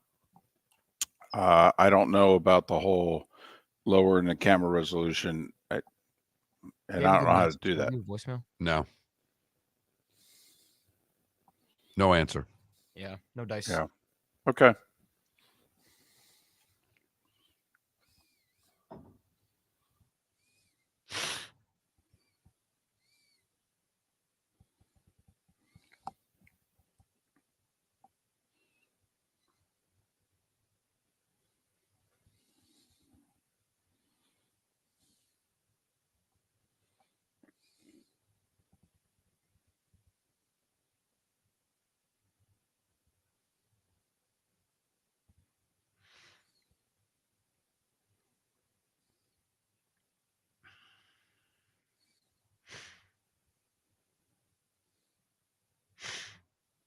God.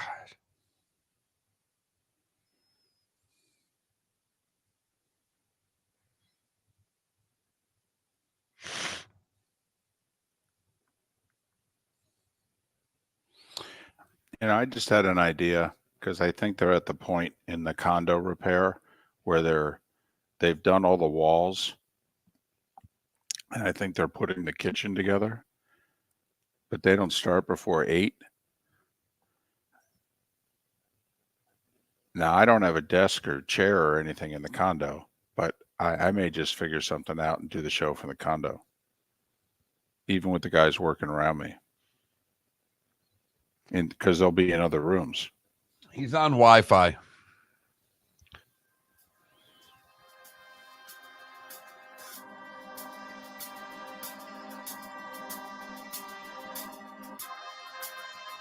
You're listening to Miller and Moulton, only on the Florida Sports Network. And now, here's Mark Miller and David Moulton.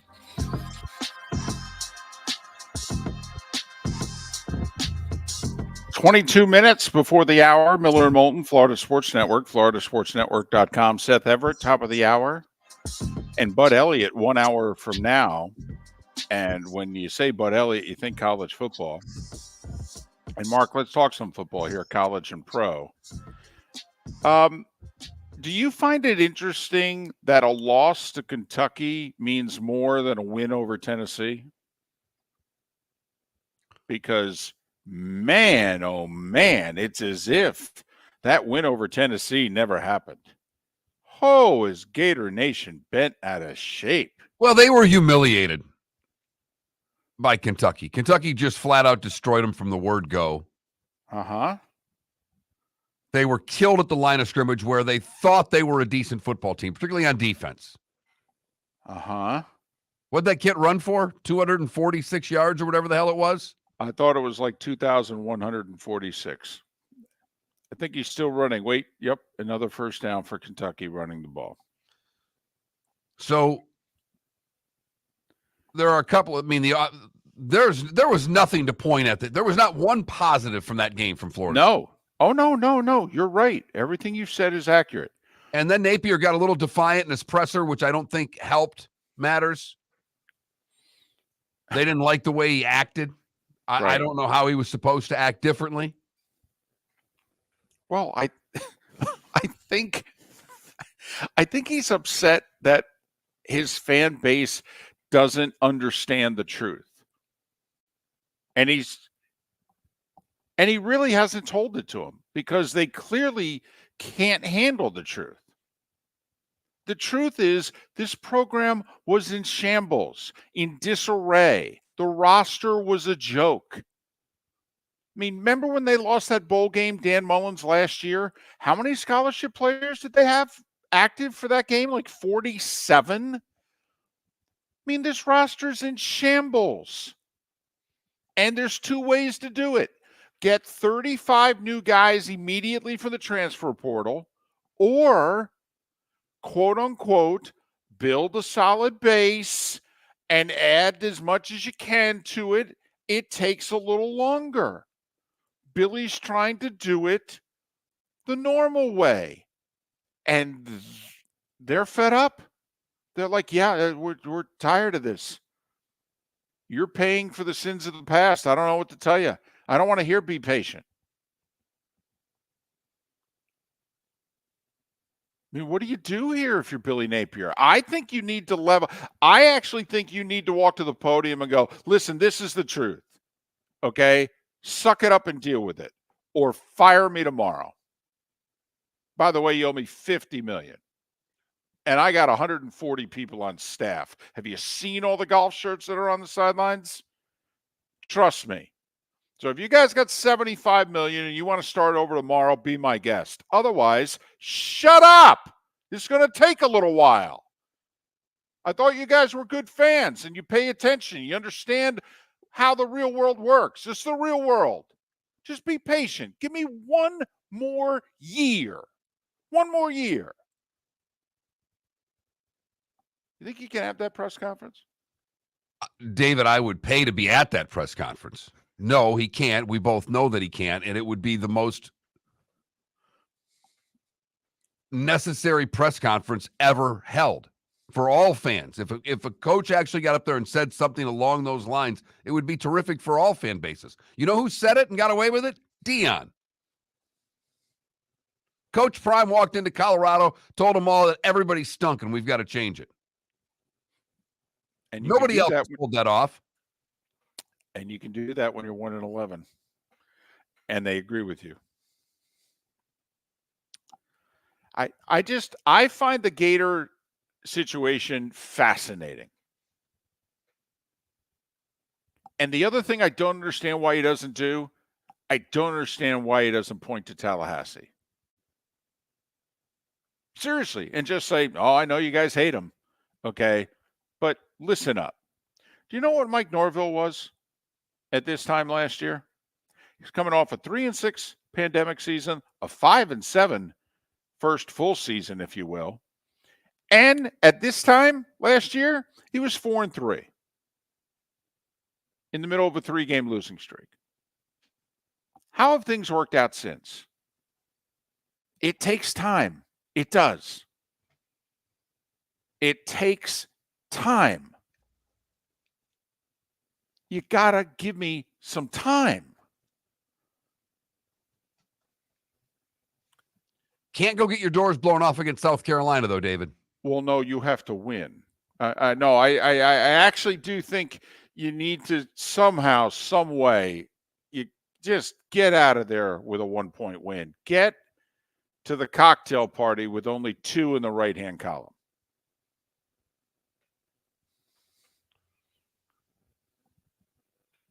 Because I think the Gator fan may be a little less uptight after they see the Kentucky-Georgia game. Because Kentucky looks like they can play a little bit. Now, think about what you're saying. Now, imagine if you were Billy Napier and you said that. Shouldn't a Florida fan go, wow, Kentucky can line up and play with Georgia. They'll get beat. Probably lose by 10 points. I mean, Georgia is a 14-point favorite, which I'm a little surprised about. It's that much. But let's just say Georgia wins by 7 to 10 points. Does Gator fan think their program could go, by the way, on the road, not Jacksonville? You think you can go to Athens and go toe-to-toe with Georgia and lose by 7 to 10 points? Any of you? No. You're not there.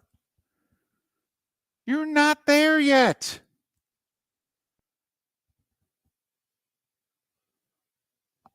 So this Gator thing, Mark, fascinates me because they were ranked and they were coming off the win against Tennessee, and the mistakes they made against Utah, they had corrected. And now you saw a path to an 8-4, 9-3 type season. and then they get spanked. And Gator fans like, screw this, get me somebody else. Yep, let's start over. Yep. 30, 40 million, don't care. Honestly, what do you need? And Gator fan, I love the fact that the money thing's no problem to you. Let's buy him out. But that means it's another 3 years of rebuilding. I mean, that's the other side of this. You're ready to cash this in to start all over again? And in the transfer portal area, do you know what happens when you start all over again? Everybody leaves. By the way, Napier with high school recruits is ahead of where Norville was at this stage of Norville's Florida State tenure with high school recruits. In fact, he's significantly ahead of where Norville was. Where Mike Norville has clearly outshone Billy Napier so far, Norville has hit the transfer portal. And he's hit it hard and successfully. And right now, Florida hasn't.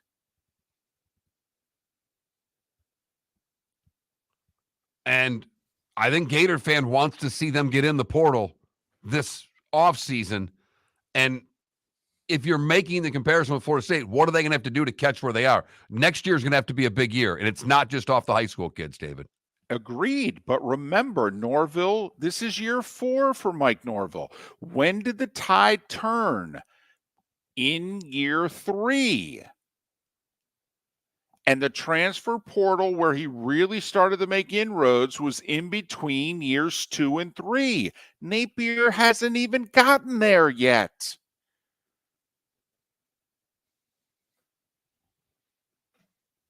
I get it. You're tired of being mediocre. I totally get it. You don't think you ever should have been mediocre for an hour. I totally agree, by the way. Totally agree. This should never happen again. There is no way Kentucky and South Carolina should be as good or better than you in football. Absolutely. It's a joke. But that's what he inherited. Now, I do think Napier's got to give up play calling. It's too conservative. And this is where Scott Strickland needs to say to him, Billy, I don't care what you think is right or fair. Gator fans used to a certain style of football. You don't play it. We need to play a more entertaining style of ball. Just telling you. I'll take all the slings and arrows for you. Okay. I'll deal with the Bull Gators, but you gotta be more entertaining. I'm just telling you. Okay. That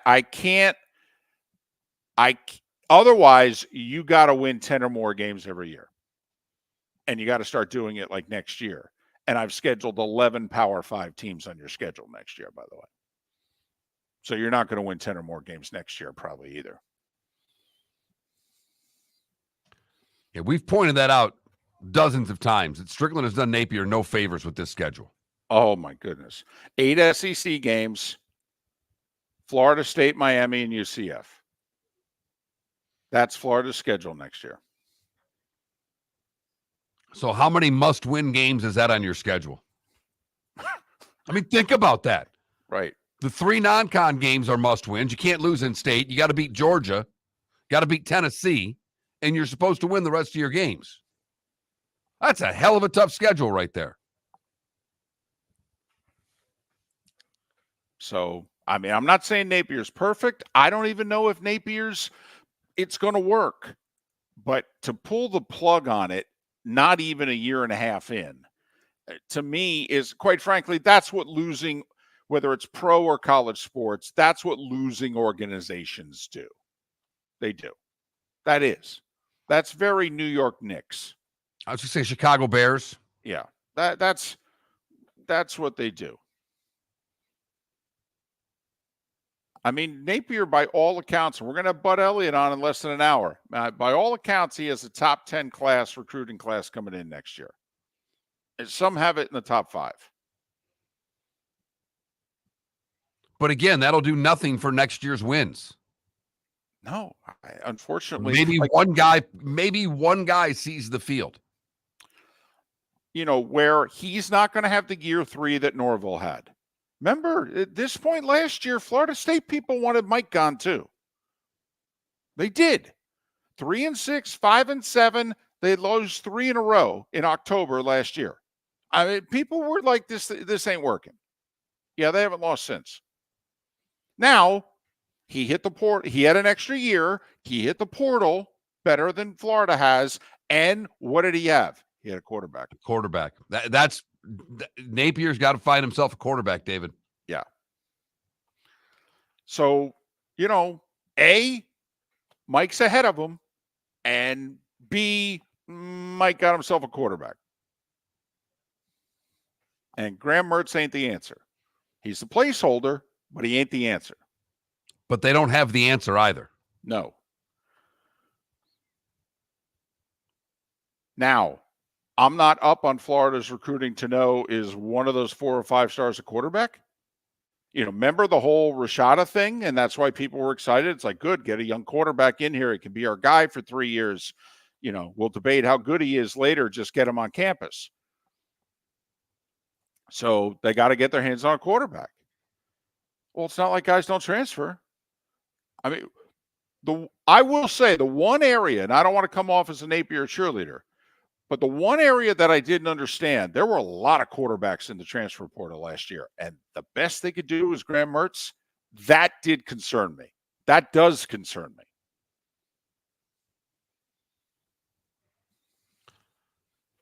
And we'll see, because, David, I think they have to go back to the portal for a quarterback for next year.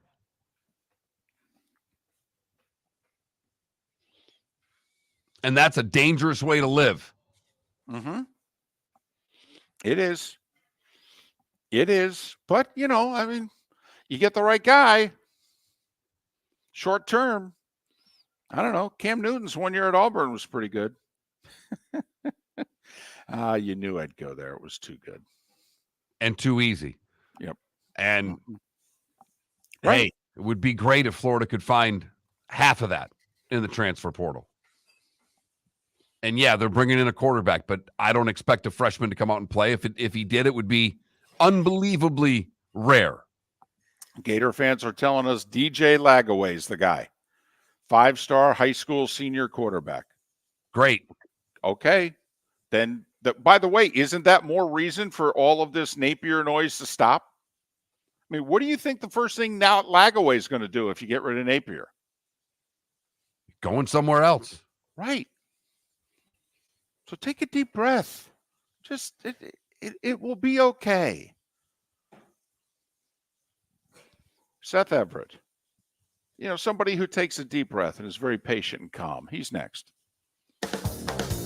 Visit Jason and Todd at the Diamond District. 20 years ago, Jason and I had the idea for a jewelry store like no other, with a vast selection of certified diamonds priced 8 to 12% over cost. A team of individuals who are educated, driven, and believe in cultivating relationships. Today, we have become one of the largest independent jewelry stores in the country. Todd and I love what we do and are in the store nearly every day, along with our GIA gemologists, master jewelers, custom designers, and non-commissioned diamond consultants, all of which we consider family. As direct diamond importers, we travel the world, forging relationships and sourcing diamonds.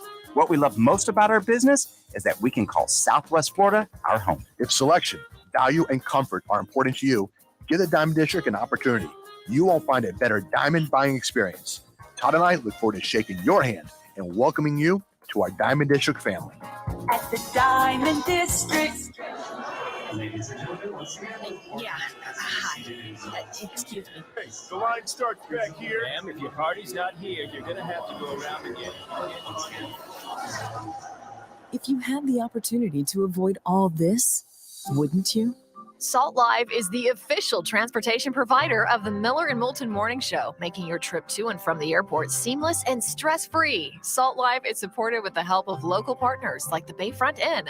Gather your family and friends and enjoy a leisurely day on the water with a pontoon or deck boat. If you prefer to explore the waterways without a motor, the Bayfront has canoes, standboards, and kayaks. At the end of your journey, enjoy lunch or dinner at the Bamboo Tropical Bar and Grill.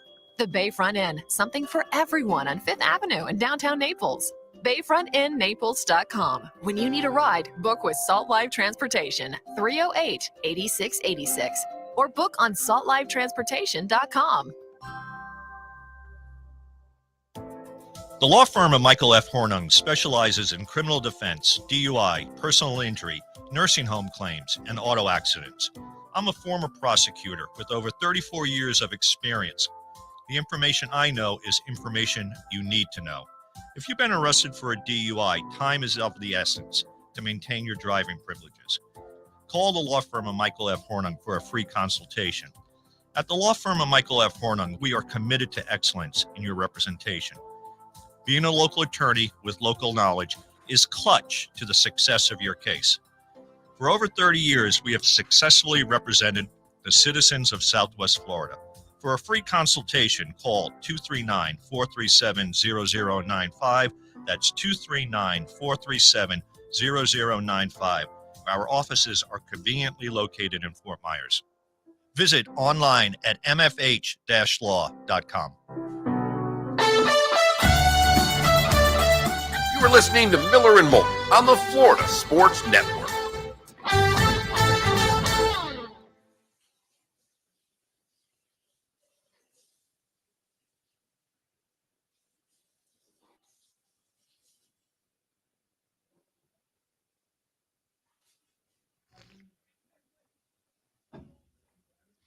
Hey, boys, during the segment, hey, Felipe, during the segment, can you guys keep it down to a dull roar in there? Sometimes you guys get a little loud. The door is open. My bad. Yeah. Sorry. It does. You'd think in a radio studio that there is silence between, but there's not. Not in this building. No. Sorry about that. Just a dull roar is okay. We should have the door closed. That's the thing. Yeah. The door is wide open. Yeah.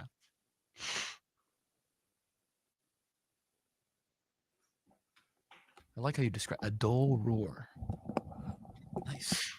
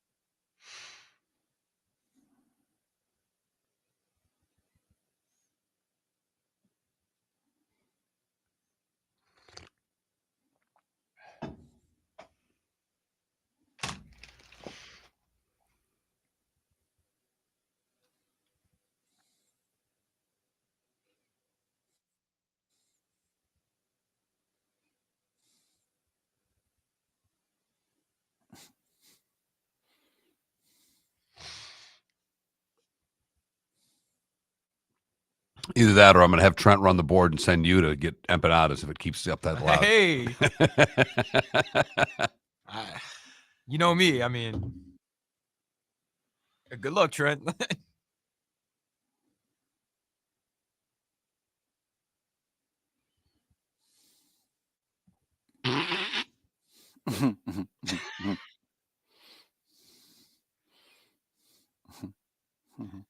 Did he play anywhere between San Francisco and the D-backs? I don't think so.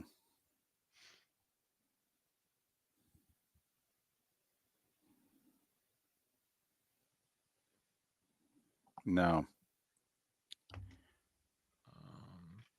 No, he did 10 years with the Rays. Is joining us. 5 with the Giants.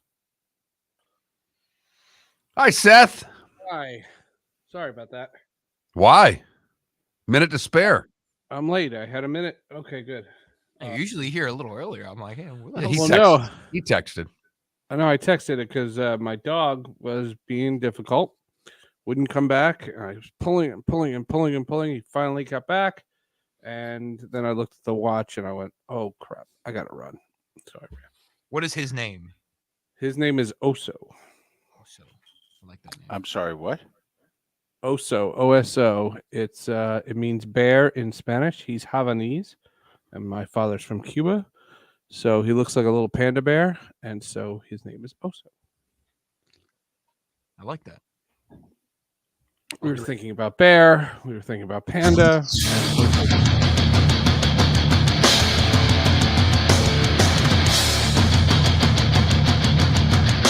You are listening to Miller and Moulton, exclusively on the Florida Sports Network. And now here's Mark Miller and David Moulton. It is the Great 8 Hour on a hump day, and we get over it together with first Seth Everett and then Bud Elliott. Seth Everett joins us now. He of iHeartMedia, the Two Tremendous Podcasts, Sports with Friends, Hall of Justice. He's wearing his Syracuse shirt today for those that have gotten used to watching Seth on twitch.tv/Miller and Moulton. Seth is always wearing something sports or comic themed. I don't quite know what the hat is, however, but Seth joins us once again. You know what the hat is. You know what the hat is, David. Oh. It's all Arsenal all the time with Seth. He's double up. He's got his double goodness. tandem on there. So Monday, full disclosure, early afternoon, Seth and I met in Hoboken. I went through the tunnel, the Holland Tunnel, made a right, drove a few miles to Hoboken, Frank Sinatra's old stomping ground, Eli Manning's stomping ground. And Seth drove from where it is that he lives in North Jersey, and we met.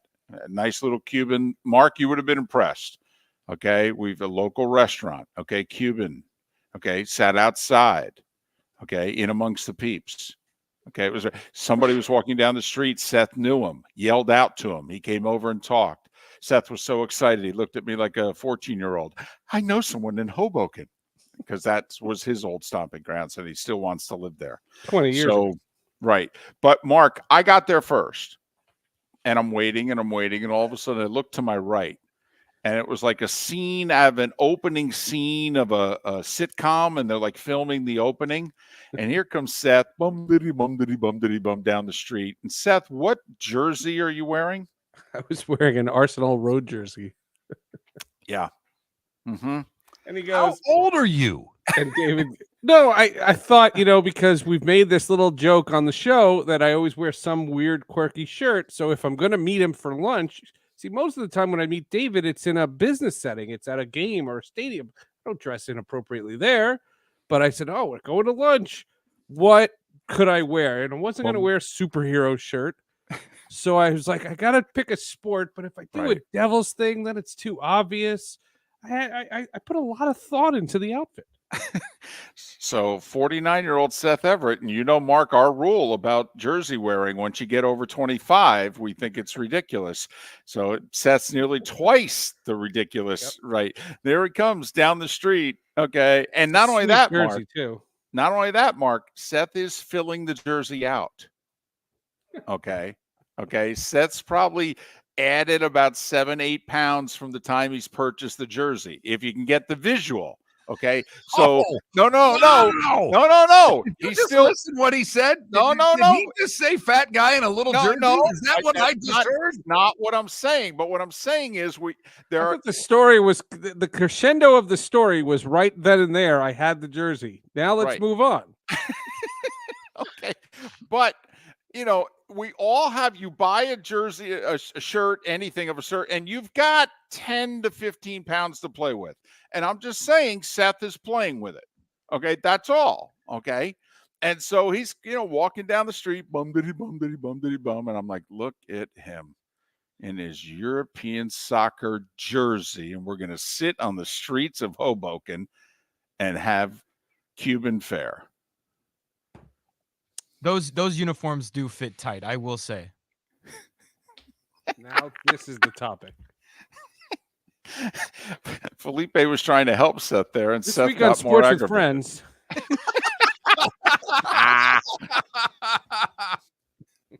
So Seth, Mark and Felipe got all into the baseball playoffs. Felipe, because his Marlins have made it, and Mark was all in yesterday. He was watching. He was at his daughter's gymnastics practice and soccer practice, and he's watching on his phone and what have you. They both came in this morning. They both are like, "Well, that was cute. I'm done." Well, I want to be clear about this because I wasn't protesting or anything. I was swamped yesterday. I didn't watch one pitch.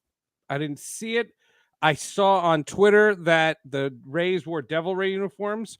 Their crowd reflected that. The Phillies won. I saw that. That's all I know. I only saw it on social media. I was too busy. Sports with Friends had to be done.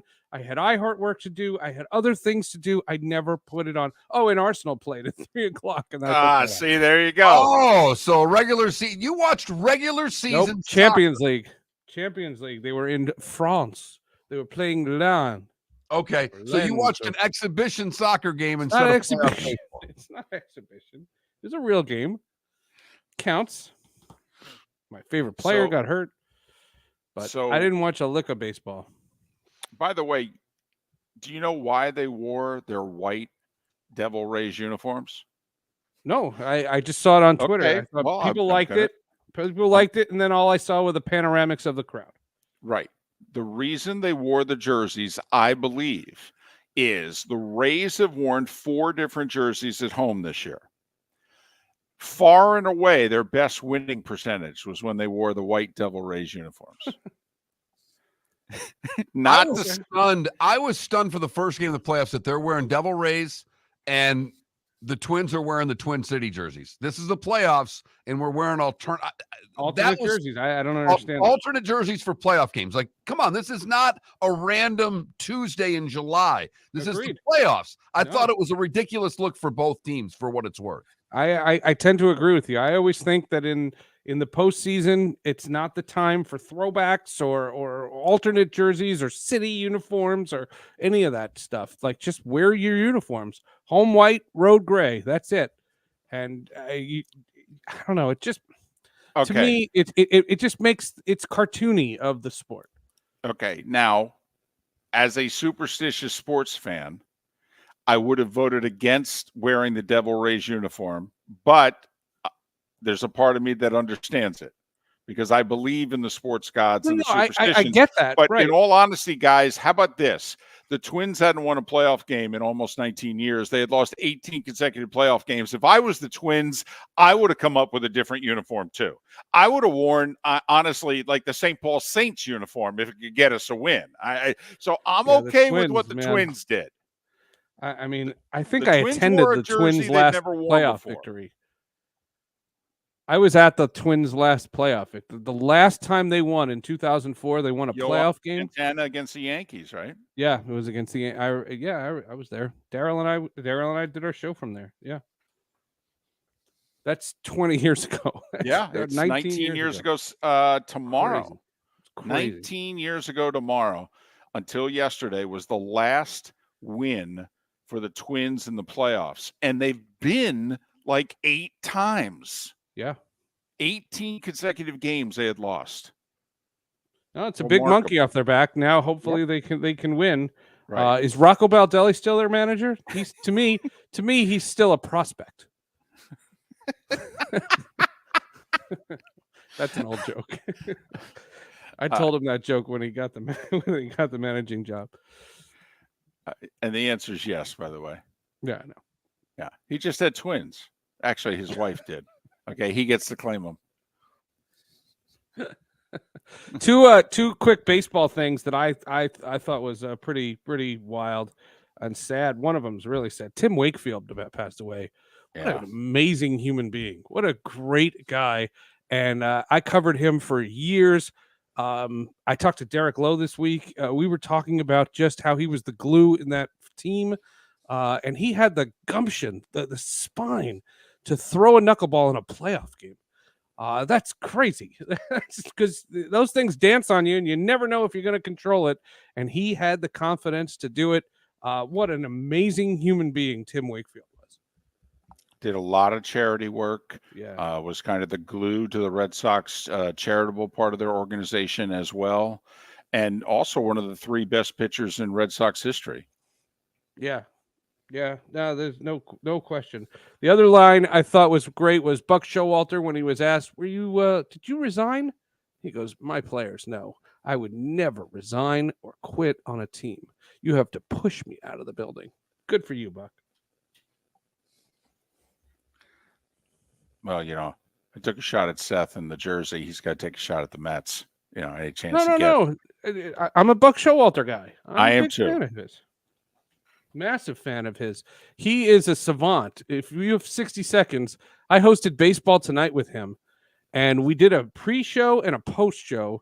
And during the show, we were supposed to watch games. So they take us into this room in Bristol, Connecticut, and it looked like a scene from the film Watchmen with like 12 TVs on the wall, and they all had a different game on. And I go, wow, that's sensory overload. I don't even know what to look at. And Buck Showalter's like, well, he's looking for a 2-2 pitch, and this guy's playing too far deep. They should be playing him to pull. He was watching every game, and he knew what was going on in every game. He is literally the smartest baseball person I've ever known. Who would be your top 5? Of smart baseball people? Smart baseball people you ever known. You've covered the sport the whole time. You didn't watch any of the games yesterday, so you're not really relevant as far as the playoffs. I'm not relevant. Since he's the smartest baseball guy you've been around. Definitely not relevant. Definitely not relevant. So I don't want to break down the Champions League right now. I know you could do that, but I'm not in the mood. No. Yeah, that was a tough loss. That was rough. Smart baseball people. Wow, apparently there's one. You stumped me. I'd have to think about it. I could think about it, but we don't have that kind of time.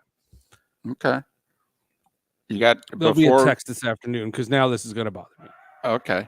Before we plug your 2 podcasts, you got 30 seconds on Terry Francona? Oh, love Terry Francona. Funny Terry Francona story. He auditioned to be my partner in 2001 and didn't get it. Thank God for him. That was after he got fired as Phillies manager. That's right. He was fired as Phillies manager. He was looking to stay in the game. MLB Radio was launching. Originally, they hired Tommy John, and then Tommy John had some medical issues, couldn't do the show, so we hired Billy Sample, and that was my first partner in 2001. But Terry Francona was in the final 3, and I did a week of test shows with Terry Francona, and I thought it was great. They didn't love the chemistry or something. And Terry, the greatest thing that happened to Terry Francona, because by not getting that job, he made a big push for managing job, got the Red Sox job, and the rest is history. All right, you got 30 seconds, and we're not kidding. Go. Darren McKee, former afternoon host in Denver. He was unceremoniously dumped by the fan in Denver, and he is reevaluating the role of radio versus podcast versus everything. Darren McKee and we do a lot of Denver sports on Sports with Friends. Hall of Justice is all about Ahsoka, Star Wars. It's a Star Wars podcast all about Ahsoka, and it comes out tomorrow. And that's Seth Everett, Sports with Friends, Hall of Justice. Follow him on Twitter/X at Seth_Everett. Go Gunners. Visit Jason and Todd at the Diamond District. Jason and Todd invite you to join them Saturday, October 7th and Sunday the 8th as Veraccio, one of America's top bridal designers, joins the Diamond District with their entire collection of stunning engagement and wedding rings. Veraccio has always been on the forefront of design, and during this event, they'll unveil their newest and much anticipated exclusive designer fashion jewelry collection. Jason and Todd are excited to meet you personally Saturday the 7th and Sunday the 8th. And with your purchase of any Veraccio jewelry priced at $2,500 or more, you'll receive a free pair of 1-carat total diamond weight stud earrings valued at $1,500. Jason and Todd are also offering 12 months interest-free financing. This event kicks off the fall season at the Diamond District in a big way. With your Veraccio purchase of $2,500 or more, you'll receive free 1-carat total diamond weight stud earrings. Jason and Todd look forward to meeting you and welcoming you to their Diamond District family. At the Diamond District. Located on the East Trail, locally owned Naples Tiki Bar and Grill is an outdoor eatery next to the Hitching Post Shopping Center. Island-inspired food with a true tiki theme. The best place in Naples to enjoy the beautiful weather in Southwest Florida. The Naples Tiki Bar and Grill offers a great menu for dine-in or takeout. Enjoy our famous pulled pork, huge burgers, and tiki bar cocktails. Don't miss happy hour every day from 3 to 6 and live music 7 days a week. See you soon at the Naples Tiki Bar and Grill, 11498 Tamiami Trail East. The law firm of Michael F. Hornung has successfully represented the citizens of Southwest Florida for over 30 years. As a former prosecutor, the information I know is information you need to know. If you've been arrested for a DUI, a criminal matter, or involved in an auto accident, call the law firm of Michael F. Hornung. I'm a local attorney with local knowledge to assist you through the process. For a free consultation, call 239-437-0095. That's 239-437-0095. Offices in Florida. You are listening to Miller and Moulton on the Florida Sports Network.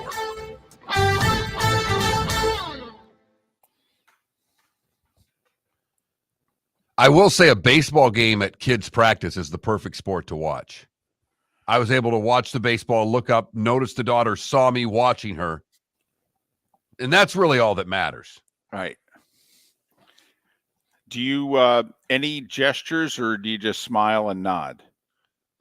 Just smile and nod. And then when she comes for a water break, I usually yell instructions.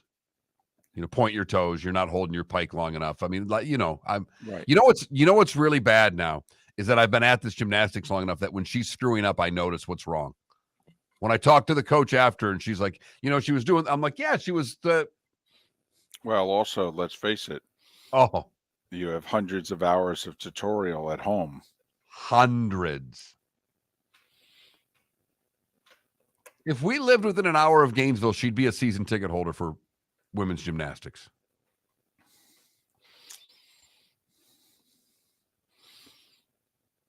By the way, did she was that a year or two ago when you got the tickets to Oh God, loved it. Oh, hey, I felt like you, Mark, because the other day I was in a YouTube rabbit hole with Soph, and she was showing me Florida gymnastics highlights because she loves gymnastics and she loves Florida gymnastics. Oh, have to have you guys over when gymnastics is on, and they can just sit there and get all locked in. Oh yeah, she used to coach gymnastics.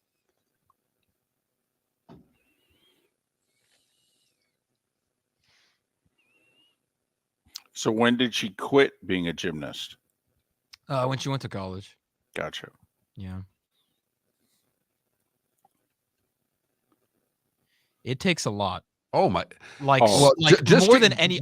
Just to get past, to get to high school and still be a gymnast. Because I watch these kids that they look like looks like there's a lot of 5th, 6th, 7th, 8th graders. Looks like there are. I'm there a couple days a week. I mean, they train. I think it's underrated at the level of a sport that takes the most out of a human. I mean, there's a lot of time that you need that gymnasts dedicate to it. The grind is real. Oh, and it's physically demanding. Yes. I don't think people realize just how banged up those girls get. Oh yeah, and the men that do it. Yeah, oh yeah. The whole balance beam thing amazes me. It's unbelievable. And how they fling themselves and somersault and land on. Right. Walking on it would be hard. Like my daughter can now do a cartwheel on it. Like that's the, right. So I look at her doing a cartwheel and I'm impressed by that. I can't imagine her doing a flip. Right. And landing on her foot not to mention 3 acts in a row when you watch them at the highest level. It's astonishing. Oh no. And Paul, absolutely. They skate better than we walk. Far better, actually.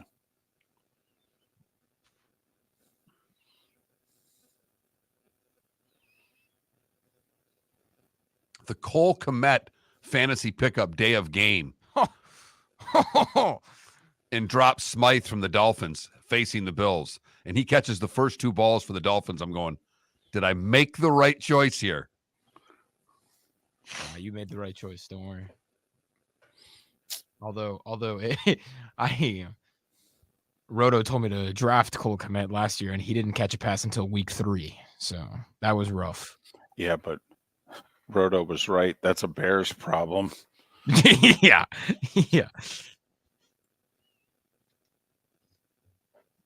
Which, by the way, CJ Stroud turned 21 yesterday.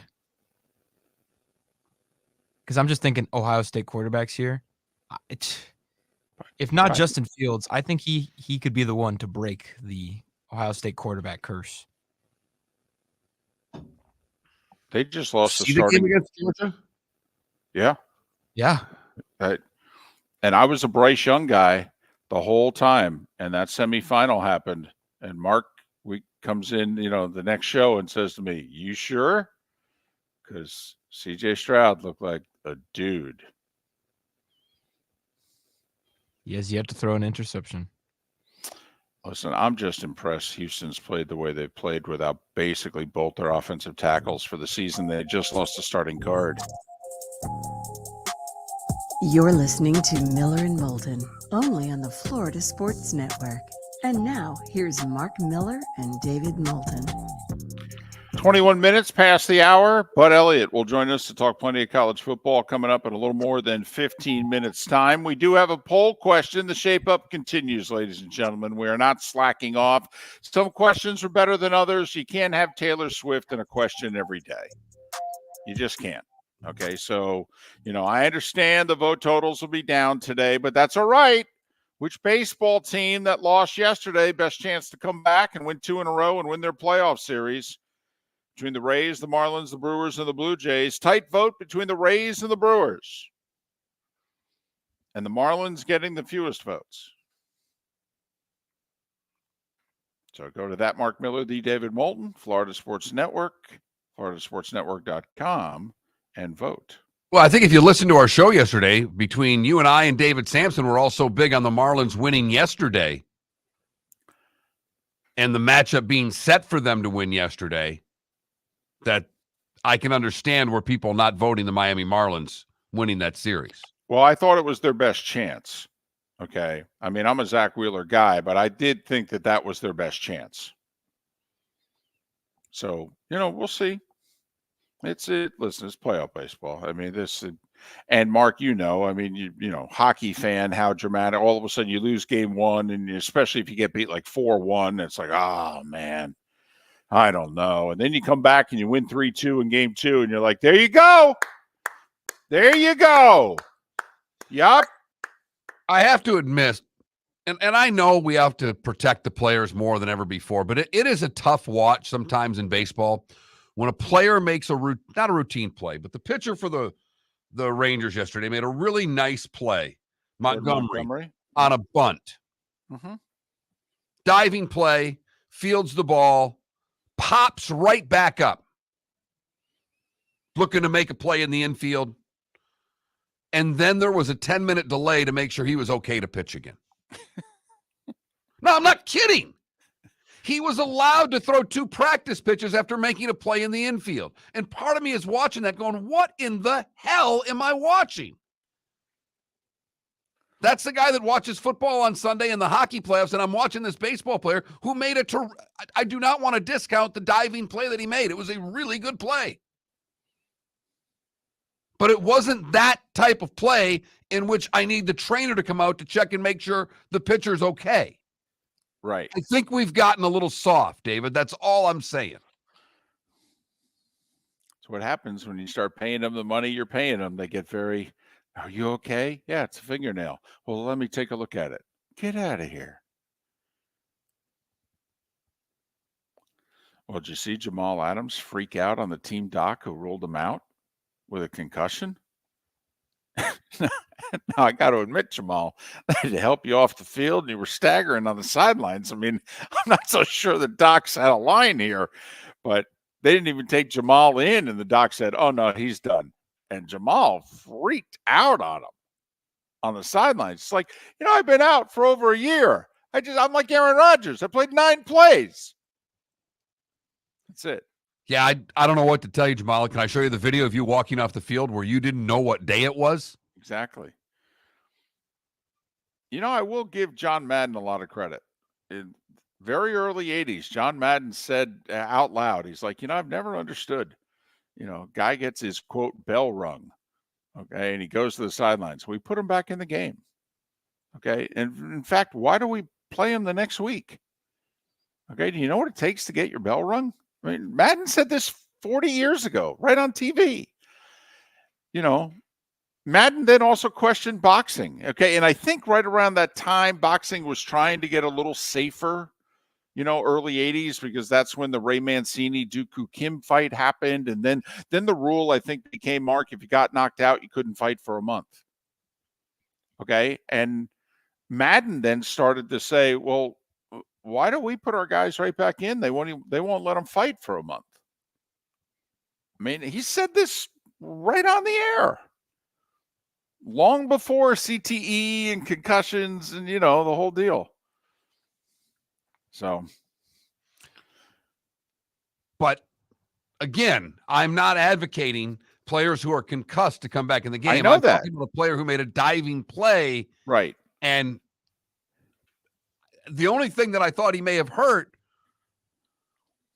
were his man parts, because that's what it looked like he landed on.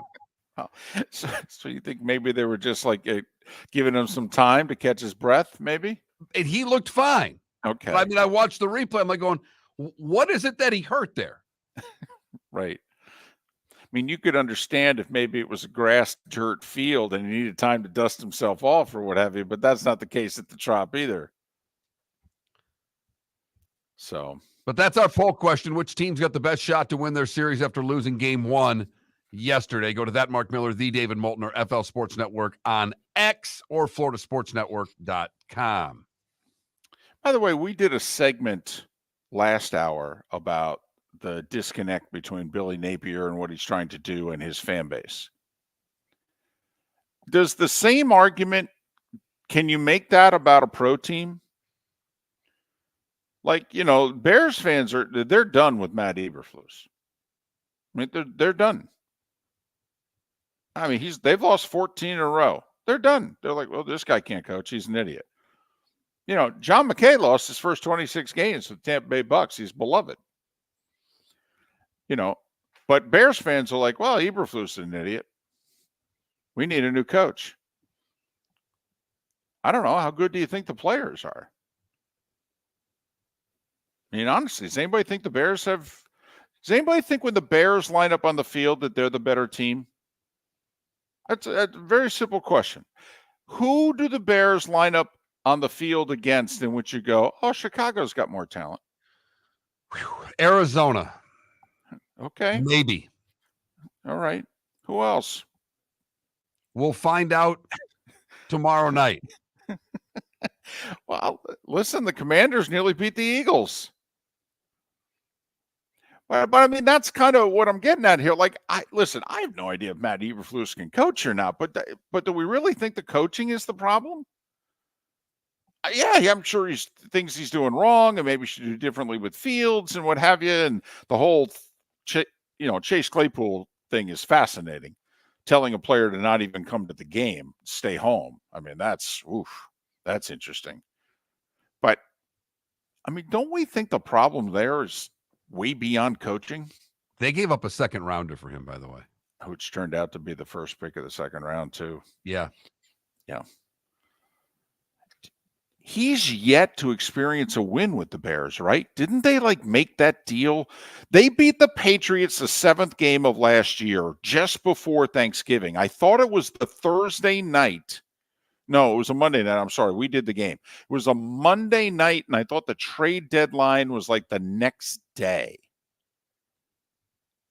I don't think they've won a game since they acquired Chase Claypool. That is correct, David.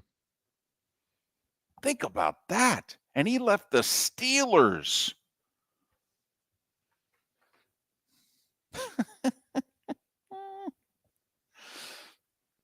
But that's all just, I mean, if you're running the Bears show, are you admitting, I mean, you hired this guy, by the way.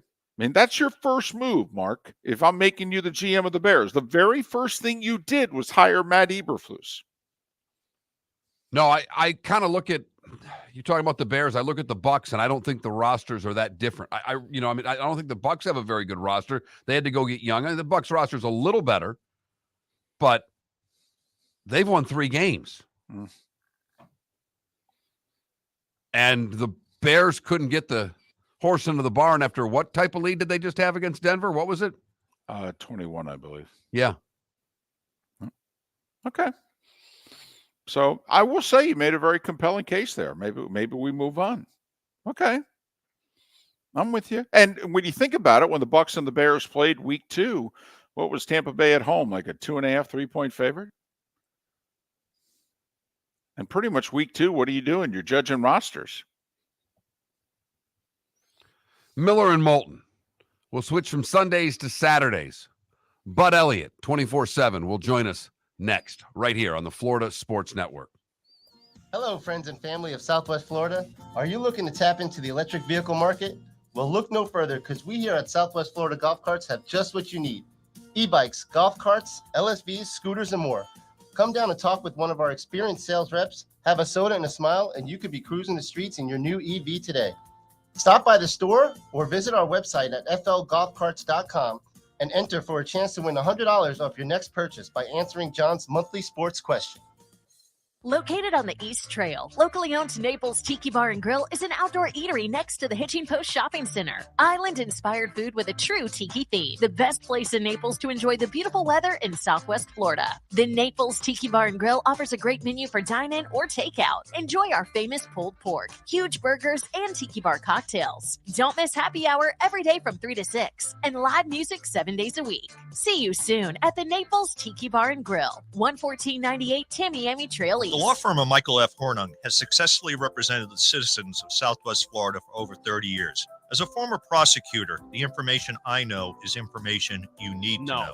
If you've been arrested for a DUI, a criminal matter, or involved in an auto accident, call the law firm of Michael F. Hornung. I'm a local attorney with local knowledge to assist you through the process. For a free consultation, call 239-437-0095. That's 239-437-0095. Offices in Florida. You are listening to Miller and Moulton on the Florida Sports Network. Say that one again.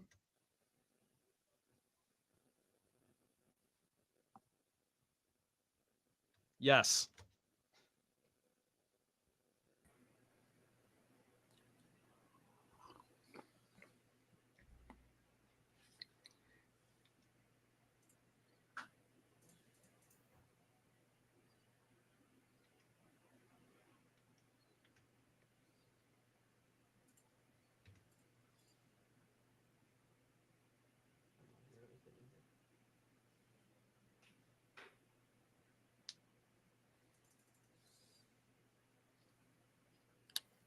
Mark, how you feeling about Bob Stoops?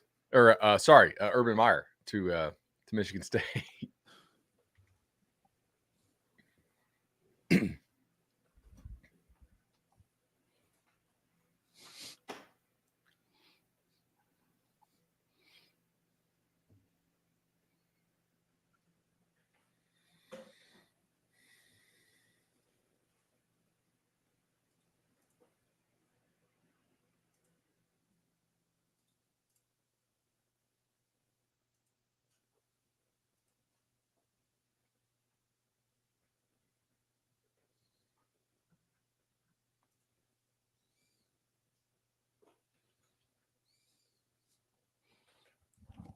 I can do it. Yeah.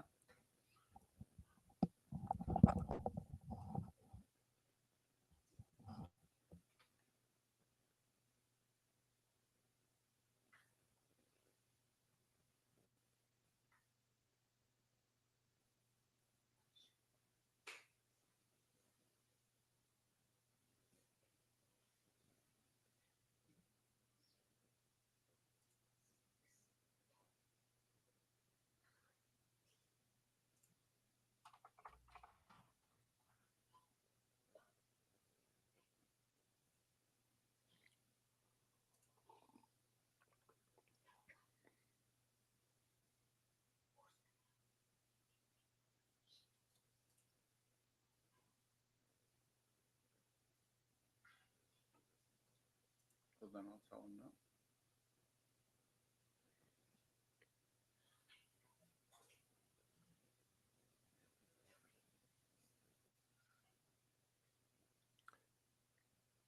You guys got me? Can you hear me?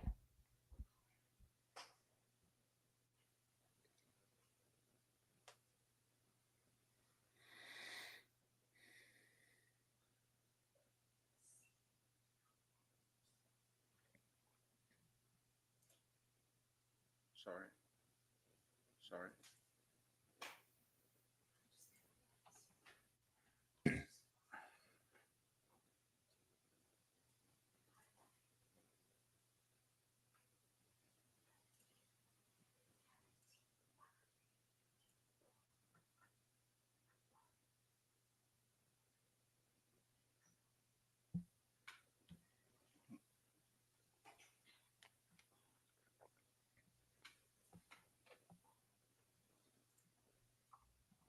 Okay.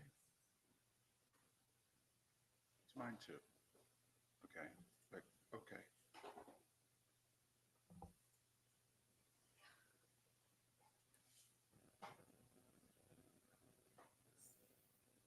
Right.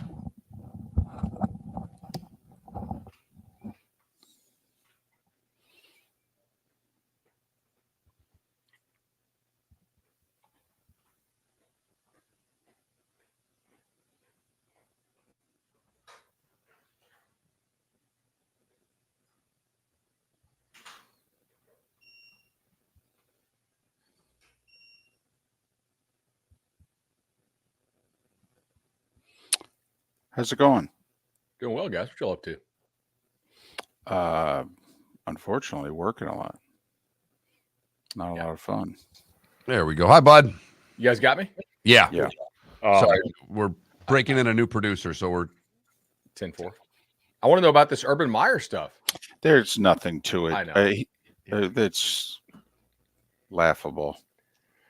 He can't handle going 10-2. How could he handle being part of an 8-4 program? He'd literally have a complete breakdown. We're coming back. Sorry, guys. Straight up, like I'm going to steal your line on that because I was saying the exact same thing on the group chat. Just if you listen to Cover 3 later today, that's that's what I'm saying. The Sports Network.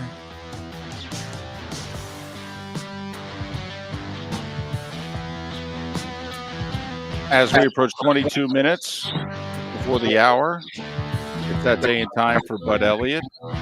He of 24/7 Sports, CBS Sports HQ, the Cover 3 podcast, Nolecast. Follow Bud on Twitter/X, Twix, as we say. Bud Elliott 3, Bud Elliott the number 3. How you doing?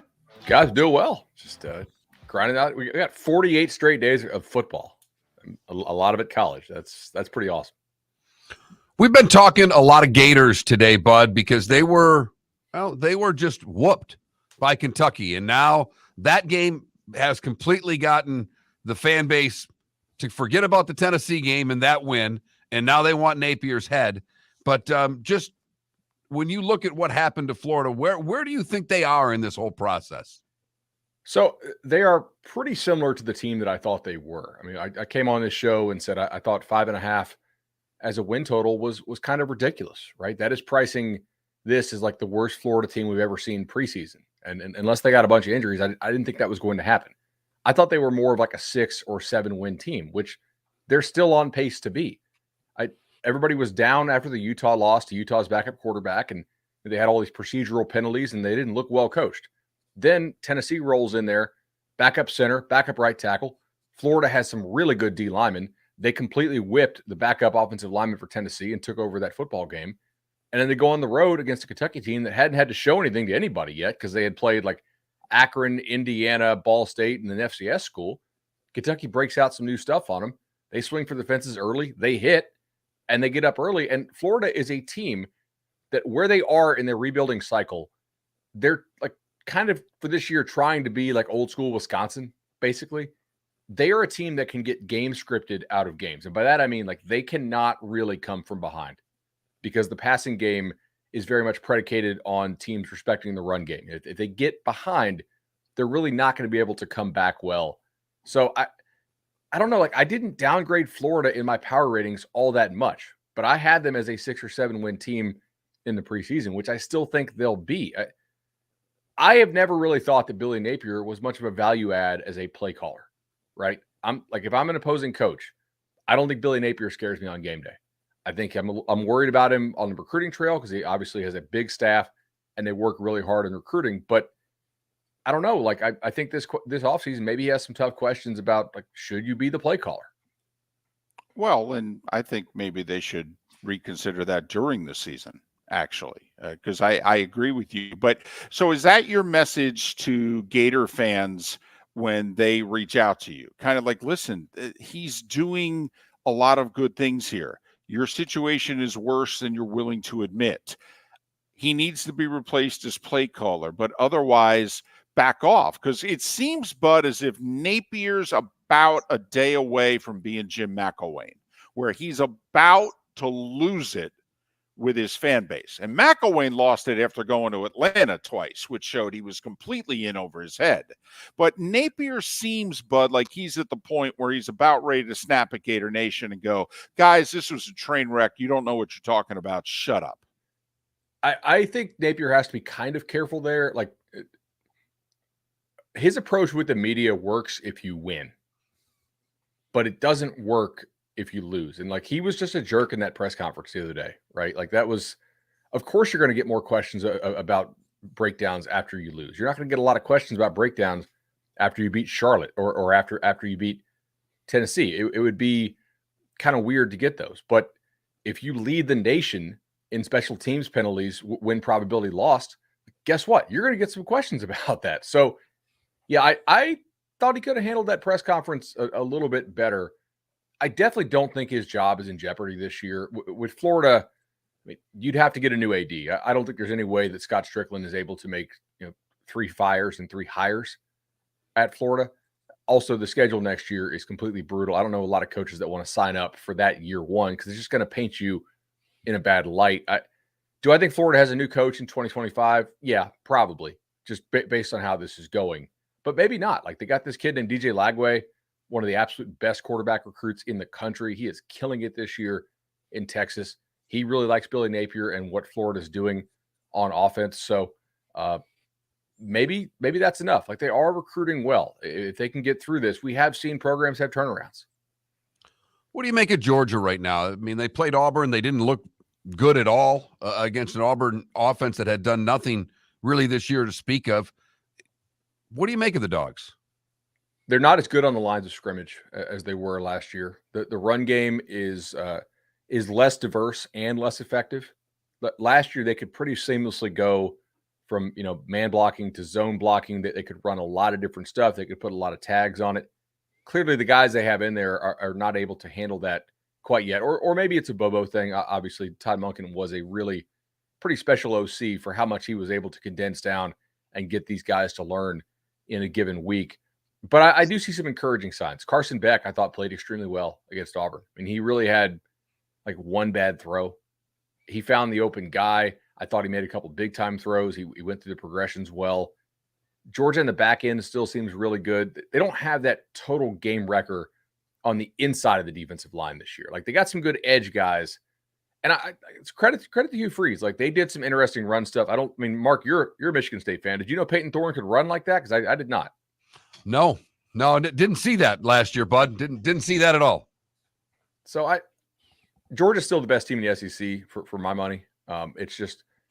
It's in a different way, but they are a step down from where they were last year because they're not dominating people with the run game. Does Kentucky have a fighting chance? I mean, I'm surprised they're as big an underdog in Athens as Auburn was against Georgia last week, especially since, quite frankly, Georgia has not looked special at all. They look like they're a solid, very good team. Outside of Bowers, I actually don't see a special player on the field, to be brutally honest with you. So I'm a little surprised Kentucky, a very solid, probably 9-3 team, is a 14.5-point dog. I am not crazy surprised. If you consider, like, last week, Georgia was 14.5 at Auburn. If you flip home, right? Like, if you put Auburn in Georgia, that's what, like a 7-point swing? Because Auburn's obviously a real home field, and so is Georgia. So basically just throw a 7 on there. Auburn would be 21.5 at Georgia. Like on a neutral field, is Kentucky more than a touchdown against Auburn? Maybe slightly. So I can certainly see your point there. Kentucky has not really had the passing game going so far this year. And the way Auburn ran the football in Georgia was largely like non-conventional runs. Kentucky doesn't really do that. So Kentucky's much more pro style. I think Georgia is very comfortable playing against what Kentucky wants to do. But I will say, like, who defended Georgia last year better than Kentucky? Really, Missouri for about 3 quarters. But that game in Lexington, Kentucky defended them well. So I think Mark Stoops should have a good plan for what Georgia wants to do on offense. The question is just going to be, can Kentucky score? I don't know if they can. Who's the best team in the SEC West? I think it's Alabama because the defense to me is still really good. But it is an open question. Like on a given day, is Bama really laying big time points to LSU, Texas A&M? We saw them physically, like Ole Miss can't match up, right? But both those teams could still get Alabama if they play really well. They play this weekend, right? I mean, that's A&M and Bama have both had pass protection problems so far this year. The last 2 weeks, Bama's basically been like, yeah, we're just not going to throw the football. We're just going to have Jalen Milroe run. We're going to play awesome defense. I think he threw, 12 passes against Mississippi State. A couple of them were screens, play action, like almost no drop back game. Can you do that in College Station? Or can Bobby Petrino, can he scheme his way to like a 28 spot to where Bama has to drop back and throw the ball a little bit? And if so, how does that look? Because, guys, Miami took advantage of that Texas A&M secondary. Can Bama do the same? That's kind of what I'm watching for there. Can we take USC seriously if that defense is going to be that bad? And is this on the head coach? I mean, people are saying, listen, you never really had a good defense at Oklahoma. Okay. And for all the guys you're bringing in on offense, now you got a terrible defense again at USC. How much of that is the fact that the offense doesn't help the defense, or how much of it is he doesn't hire the right DC and doesn't recruit the right guys? I'm not at USC's practice, so it's hard to answer exactly, right, if we're trying to dole out blame. Can we take USC seriously? Until they lose, you have to take a team with Caleb Williams at quarterback seriously. And for as bad as they looked in the final 20 minutes against Colorado, they did get up 42-17, right? So I do think there was some let off there, which is a concern of mine, but it's also they did what? Force a turnover early, a bunch of punts. They've given up 17. That's not a horrible effort through that point in the game, but they obviously ended up giving up 40 something. So that's a problem. I was surprised that Riley kept Alex Grinch this offseason. That might hurt them. But if you bring in another guy and you have the same results, it's going to come back on the head coach, right? Like you have to be able to play some level of defense. But I can't count out a team with Caleb Williams at quarterback because he's just different. Can a one-loss Pac-12 team get into the playoff? Absolutely. Yeah. I mean, Pac-12 had a really nice non-conference season. If you're a one-loss Pac-12 team, conference champion, I mean, you would have beaten, let's just say it's Oregon. You have wins over USC, Washington, Oregon State, Utah, UCLA, Washington State, and one of those teams again, right? Potentially. That's a better resume than you're going to have coming out of the Big 12 or the SEC. Right, but the SEC wins all tiebreakers in that room. I don't think it does. Not this year. If the committee doesn't really want to get exposed for the SEC bias stuff, and now that you have another voice in the room in Fox, who's probably been pretty noisy about this, I would think. I mean, what leg does the SEC have to stand on? It got whipped in the non-conference. Well, they've got 17 years. I mean, there's no doubt. Listen, sure, Bud, I don't this think year. But I don't think it's the best conference in the country. I maybe could argue this year it's the third best. Okay, but the fact of the matter is they've got 2006 through 2022 in which to go. Come on, guys. Half the first round is SEC players. Okay, not this year. It won't be. What quarterbacks do we like in the SEC this year? Well, I agree. I agree. But this is where I think it is. if you dock Florida State so much in 2014 for being undefeated, right? Because you're like, oh, they're not actually that good this year. Shouldn't the logic hold that like each year is a new year? But I totally like there will be people in that room who are like, oh, SEC every year, no matter what. You know, by the way, I think a one-loss Georgia gets left out if they're not the conference champion. Like if they just win this terrible East this year, they lose to Bama. I think they get left out for a Pac-12 team if that team's 11-1. How good's Oklahoma? I mean, they're undefeated. They're coming off a 6-7 season. That they haven't, until last week, they hadn't played anybody even remotely with a pulse. I'm very confident they're top 15 good. I'm not confident they're like top 5 good.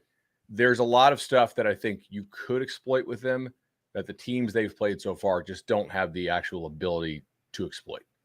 I don't think we're stealing on the number here, but I think that number will go to 7 eventually. So if you like Texas, I would take it now. Just how embarrassing in your estimation was that loss for UCF Saturday? Not crazy embarrassing. Like you're still on a backup quarterback, right? If you watch it, like the way it happened on the scoreboard was embarrassing, but Baylor had 50+ yards on 7 of their 8 final drives, right? Basically, after like the 13-minute mark in the first quarter, Baylor figured out your defense and moved the ball consistently. Didn't always score the ball consistently, but I mean, if you were live betting that game, you probably thought there was some chance that was going to happen because they started moving the ball every single drive. And you're like, oh, Baylor's a better team than UCF because Baylor had their starter and UCF had their backup. Like if they have Plumlee, they probably win that game. None of the new Big 12 teams have won a single game against the legacy Big 12 team so far. Yeah, they were up 35-10 late third quarter at home. Yeah, it's that's just not a good defense. I mean, Kansas State moved it on them at will. UCF's defense is not good this year. Got an upset special for us? Who do I like this week for upsets? I'm trying. All right, hold on. I actually know I took somebody already on the upset. Sparty would have covered for you if not for the punt return. They had that taken care of for you, but they that was annoying. Yes, but it was. I took some Colorado State. They're actually, I think they moved to a favorite now. That's not much of an upset. I wonder if FIU can get New Mexico State. I didn't bet it, but like, why is New Mexico State a 6.5 point favorite? Are we that confident they should be laying like a touchdown? They're both kind of like bottom 15 teams in the country. Why are we so confident? We have an expression on this show. It's calling someone a goober. Okay. And we are affectionately, I'm a bigger goober than Mark, but he's got it in him. Of all the games that you could have referenced, you referenced FIU, New Mexico State. On the goober scale of 1 to 10, where do you think that ranks you? Because I think it ranks you at 37. Yeah, that's pretty bad. Okay. UAB. I think USF should be on upset alert. Oh, wow. Okay. All right. He's Bud Elliott, 24/7 Sports. You know the deal. The podcasts and what have you. Just go for Bud Elliott 3 on Twix, and he's here every Wednesday at this time. Bud, good luck to your Rays today. We're gonna need it. 4 airs. Come on. Also, we got some fat pitcher like sprinting off the mound and diving. What the hell was that? The law firm of Michael F. Hornung specializes in criminal defense, DUI, personal injury, nursing home claims. Like you're cooked when some guy who's got like 40 pounds on me is like 34 cat years quickness off the mound and diving to catch the it. Information I know is information you need to know. If you've been arrested for DUI, time is of the essence. Good luck, buddy. I'll see you guys. Call the law firm of Michael F. Hornung for a free consultation. At the law firm of Michael F. Hornung, we are committed to excellence in your representation. Being a local attorney with local knowledge is clutch to the success of your case. For over 30 years, we have successfully represented the citizens of Southwest Florida. For a free consultation, call 239-437-0095. That's 239-437-0095. Our offices are conveniently located in Fort Myers. Visit online at mfh-law.com. Visit Jason and Todd at the Diamond District. 20 years ago, Jason and I had the idea for a jewelry store like no other, with a vast selection of certified diamonds priced 8 to 12% over cost. A team of individuals who are educated, driven, and believe in cultivating relationships. Today, we have become one of the largest independent jewelry stores in the country. Todd and I love what we do and are in the store nearly every day, along with our GIA gemologists, master jewelers, custom designers, and non-commissioned diamond consultants, all of which we consider family. As direct diamond importers, we travel the world, forging relationships and sourcing diamonds. What we love most about our business is that we can call Southwest Florida our home. If selection, value, and comfort are important to you, give the Diamond District an opportunity. You won't find a better diamond buying experience. Todd and I look forward to shaking your hand and welcoming you to our Diamond District family. At the Diamond District. Located on the East Trail, locally owned Naples Tiki Bar and Grill is an outdoor eatery next to the Hitching Post Shopping Center. Island-inspired food with a true tiki theme. The best place in Naples to enjoy the beautiful weather in Southwest Florida. The Naples Tiki Bar and Grill offers a great menu for dine-in or takeout. Enjoy our famous pulled pork, huge burgers, and tiki bar cocktails. Don't miss happy hour every day from 3 to 6 and live music 7 days a week. See you soon at the Naples Tiki Bar and Grill, 11498 Tamiami Trail East. Hello, friends and family of Southwest Florida. Are you looking to tap into the electric vehicle market? Well, look no further, because we here at Southwest Florida Golf Carts have just what you need. E-bikes, golf carts, LSVs, scooters, and more. Come down and talk with one of our experienced sales reps, have a soda and a smile, and you could be cruising the streets in your new EV today. Stop by the store or visit our website at flgolfcarts.com and enter for a chance to win $100 off your next purchase by answering John's monthly sports question. You are listening to Miller and Moulton on the Florida Sports Network.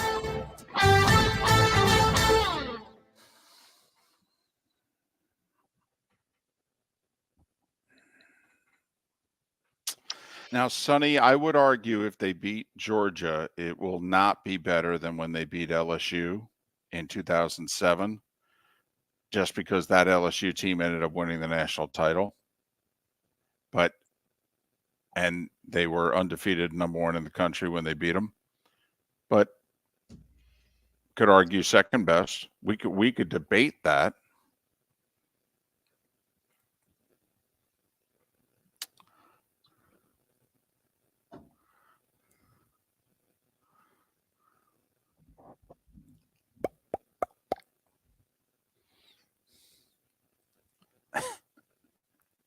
Well, we knew what Bud Elliott was doing from 3 to 6 yesterday. Yes. Must have not been as nearly as productive a work day as normal. Good news is I should be able, well, let's see. Now I won't be able to listen to any of it. Hopefully I'll be home by the time first pitch comes. Okay. So I've got to run up and get my mom today. She's getting out. Safe travels. Everything still as good as we thought on Monday? Yeah, okay. Yeah. Great. Awesome. Fantastic. Huge day in this house today, by the way. This has been a huge week. Monday was the same thing in this house that you were going through, only non-surgical, but finding out whether or not it was or wasn't. And then today it's got a problem here, affecting air to here. So, yeah. Big day. Fun times, as you know. Fun times. No stress at all. No. No. Mm-mm.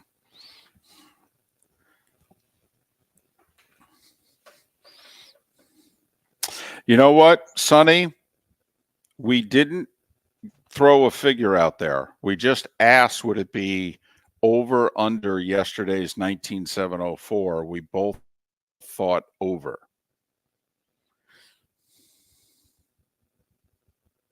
See, I think to put the stain of yesterday away, they have to sell it out. That it just has to be, hey, it was early in the week and it was, just we didn't do a good job getting tickets out there. They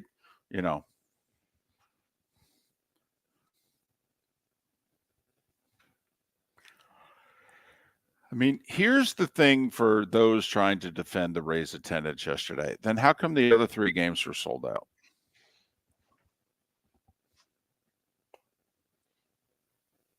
Now, you could argue because of the start times. Well, the Twins' start time was 3:30 local, right? Right. Yours was 3:00. Thank you, Empire. But, I mean, come on. Worst attendance since a game in 1919, and you're going to defend it? I mean, there wasn't a major electrical storm in Tampa yesterday, was there? Were bridges closed? Right. No, I the mean, weather was perfect. It was a great right. day. I mean, come on now. No, you blame the attendance on the location of the stadium and the fan base. 15 seconds, we're back, guys.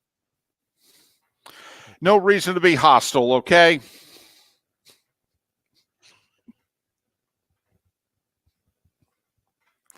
It's just very official sounding. It was.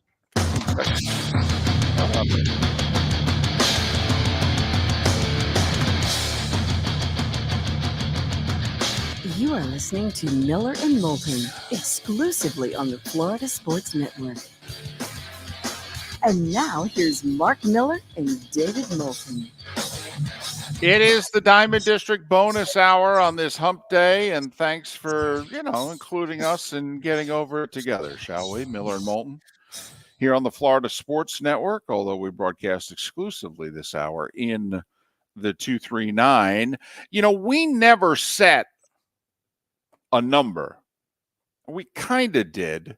We started the show by talking about the Rays attendance yesterday, which was embarrassing. There's no way around it. I mean, it's the lowest attended baseball playoff game that didn't involve a pandemic since 1919. 19,704 were at the Trop yesterday, and they opened the upper deck. I mean, they were hoping to sell more than their 25,000 limited capacity that they sell for most regular season games. They were hoping to get 30+ thousand there. They got 19.7. We just simply asked, will they do better than that today? But I'm wondering, Mark, should we pick a number that's a little above that? David, you said it during the break. The embarrassment level is so high that to me, unless the number's big, 30+ thousand, it doesn't matter. Well, I think at least has to be like their sellout number this year, except for the one series against the Yankees, I think, when they opened up the upper deck, hoping to do more. Their sellout number is 25,025. To me, to erase the stain of yesterday, they need to get to that figure again. They need to be able to say, it was sold out. And you go, wait a minute, I thought you opened the upper deck. It was sold out. Okay, all right. We'll let you have it. I don't think they get there, by the way. I don't think that there's this passionate fan base out there that says, oh, man, the Rays lost. You know what they need? They need us today. I don't think that exists. Can Taylor? I mean, I had obligations yesterday that I probably couldn't have got out of, but I should have been considering driving up to that game yesterday. And that was right in my wheelhouse. Afternoon baseball, opportunity to get home at a decent hour. Could have figured out a way to get my daughter to gymnastics. I could, someone could have taken her. I don't know. Would have figured something out. But I don't think that there's this huge influx of fans that say, we really missed the opportunity. We better show up today. If they would have won, there might have been a better opportunity. I don't think the whole lose or go home thing is going to affect the Rays crowd one iota for their game today. And we shall see if the embarrassment that is the Rays attendance continues. The lowest attended game in over 100 years, less than 20,000 for the Rays in their game at the Trop yesterday, losing to Texas. They do it again today, 3:00 on ABC. With The Rays, and as people point out, the Lightning have never had a problem selling tickets, ever. I think this does show that this is kind of an indictment on St. Pete. And that's the problem that I think we're figuring out here, is that with the new ballpark deal, and David, I don't know about you, but with the new ballpark deal getting done, yesterday was an indictment on St. Pete. It is, but, and for all those that say, well, they just should move the team to Tampa. I think there was an obvious reason why Tampa wasn't getting seriously involved, unless he was willing to sell the team to a billionaire who then would go, well, okay, now that it's my franchise, I'll spend more of the money out of my pocket. And Steve Carney addressed this yesterday, Mark. The city of Tampa and that county before the decade is up is probably going to have a very public conversation about what are we doing about 30-year-old Amalie Arena and 30-year-old Raymond James Stadium. And I know to us, 30 years, it's like, wow, that's not old. It is an arena and stadium world. I mean, Mark, in a way, it's a good thing there's not a major league franchise at Hertz Arena. I mean, Mark, think about it. You came to Southwest Florida for what? For the Everblades and that arena. There you go. How long have you been in Southwest Florida? A long time, David. 25 years. 25 years. Right. And one of the great things, that the new owner of the Blades in the arena did a few years ago was he gave it a paint job, and it needed it. He spruced it up. The arena looks and feels good. But Mark, having been there from day one, there are still, Zambonis, the roof, the rec center. I mean, there are parts there that when you were there, and you haven't been there in 18 years, when you were there, it was like, we probably need to do something about this. Well, what do you think it's like 18 years later? And that's just for 7,200 seat Hertz Arena. Not 19,000 seat Amalie Arena, not 60,000 seat Raymond James Stadium. And I think ultimately, Mark, that's why timing. I think ultimately that's why nothing really serious came from Tampa. They had to prioritize, and they never said it publicly, but behind closed doors, they're like, well, first off, if we do anything for them, what the hell are we going to say the Lightning and the Bucks? And secondly, what are we going to do about the Lightning and the Bucks? Because they're about to come calling. I was just thinking, because I had to drive up. I'm driving up to Tampa today. I had to drive up there on Sunday and spent all day Monday in Tampa. Saw a lot of Lightning stuff, saw Bucks stuff. I didn't see one person wearing Rays anything, and they were a day away from a playoff game.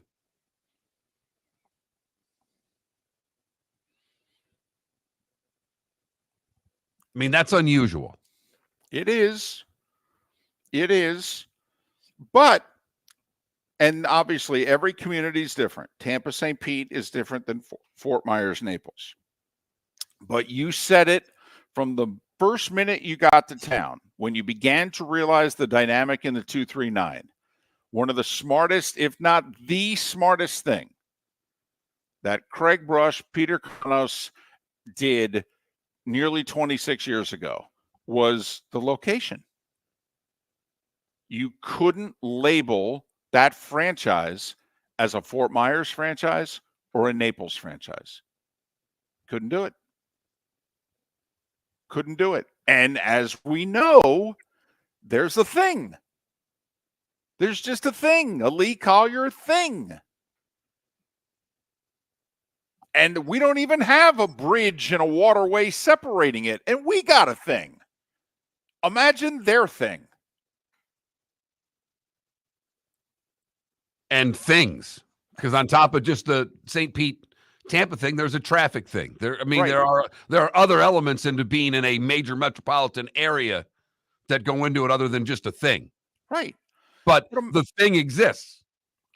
But like, imagine if, let's just say, for whatever reason, that Peter Carmanos and Craig Brush and you ended up working out of the arena that was built in Cape Coral. I mean, how many people from Collier County would identify with the Everblades? None. How many people in Estero would identify with them? Right.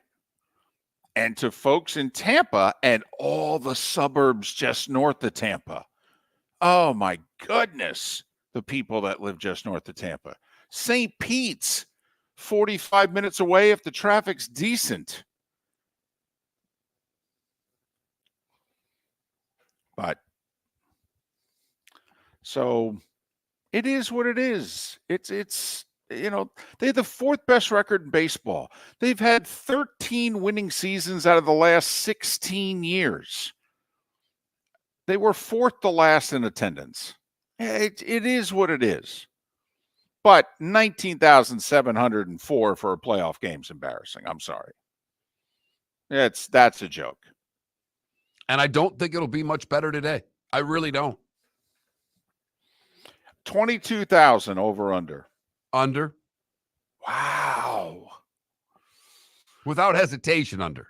Wow. I'm going to go over. You think there's an embarrassment factor to the sports fan that's going to get 4,000 more people to show up? I think between last night and all this morning in that area, they're being shamed. I do. I do think Rays fans are being shamed. Not only that, they lost game one. It's kind of like, hey, they need our help. But another 3:00 start. Yep. So a lot of things working against them. The one thing that's working for them is it's playoff baseball. I don't know. It seems like a big deal to us. Apparently it wasn't. Wasn't Minnesota. Wasn't Philadelphia. Wasn't Milwaukee. Right. I know. You know what? Maybe it's just the conclusion that those of us in state have come to, but Major League Baseball is never going to publicly admit that Florida is a spring training state, not necessarily a day in, day out thriving franchise state. Good news is I don't think anybody's moving anywhere. So we'll Nope. just have two franchises that'll never thrive. Nope. In the state of Florida. Nope. One will be 27th in attendance and the other will be 29th. And the only reason they're 29th is because of the saga that's going on in Oakland. The minute that team moves to Vegas, the Marlins will go back to being 30th. And for that matter, the Royals are 28th, and that's only because they suck. And they're getting a new stadium. Right. So there's a good chance that going forward that the Marlins could be 30th and the Rays could be 29th. And trust me, the two expansion franchises are going to outdraw them too. So then they'll move down to 32 and 31.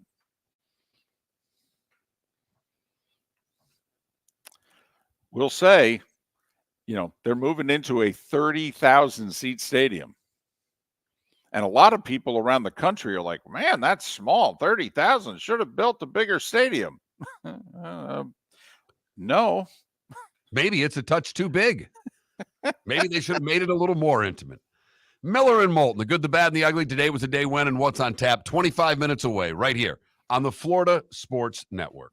Located on the East Trail, locally owned Naples Tiki Bar and Grill is an outdoor eatery next to the Hitching Post Shopping Center. Island-inspired food with a true tiki theme. The best place in Naples to enjoy the beautiful weather in Southwest Florida. The Naples Tiki Bar and Grill offers a great menu for dine-in or takeout. Enjoy our famous pulled pork, huge burgers, and tiki bar cocktails. Don't miss happy hour every day from 3 to 6 and live music 7 days a week. See you soon at the Naples Tiki Bar and Grill, 11498 Tamiami Trail East.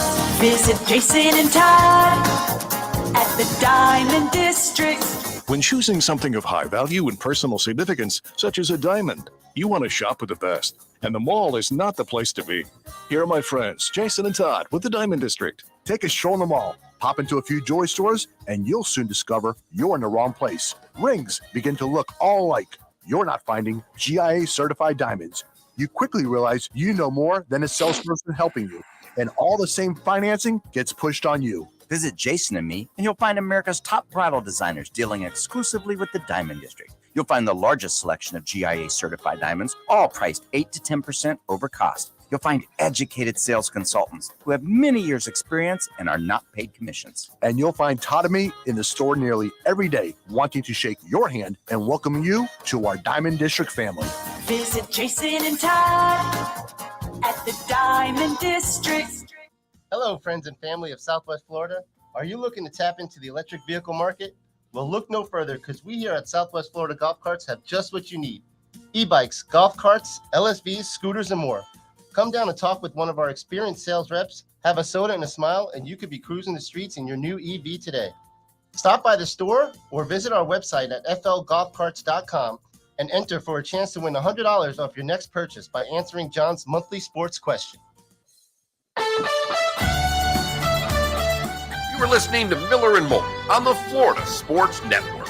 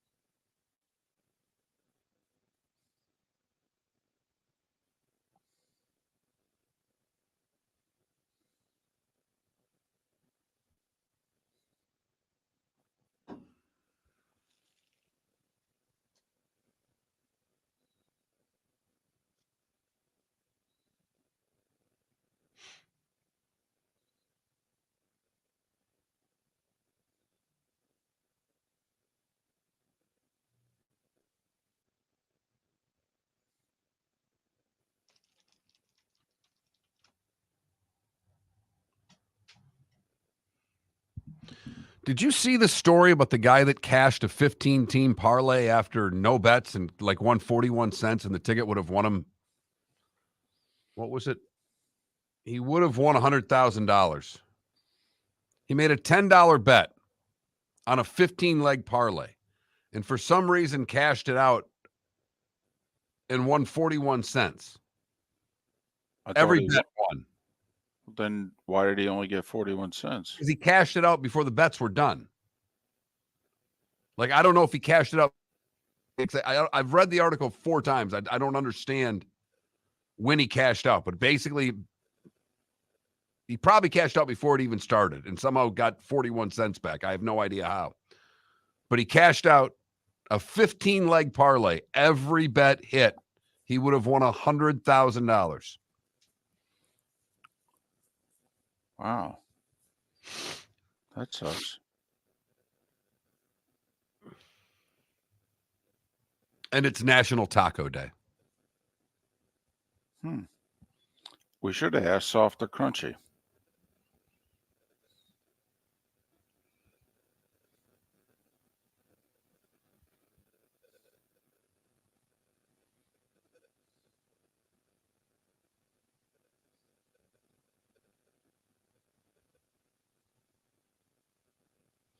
So Inter Miami's playing in Chicago tonight in the MLS, and Messi is questionable, and the place is sold out.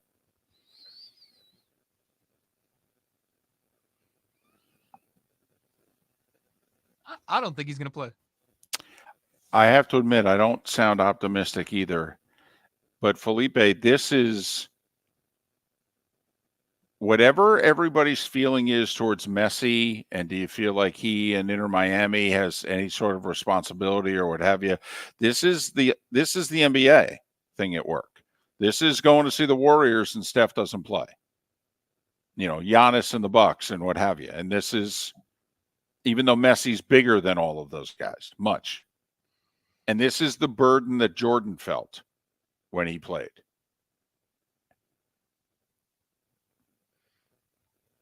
We are back in 1 minute. David, by the way, my name's Trent. I'm sure we'll talk more at some point, but thanks Trent. for bearing with me here as we figure all this out. Oh, Trent, my internet, trust me, whatever you're doing is better than whatever I'm doing today.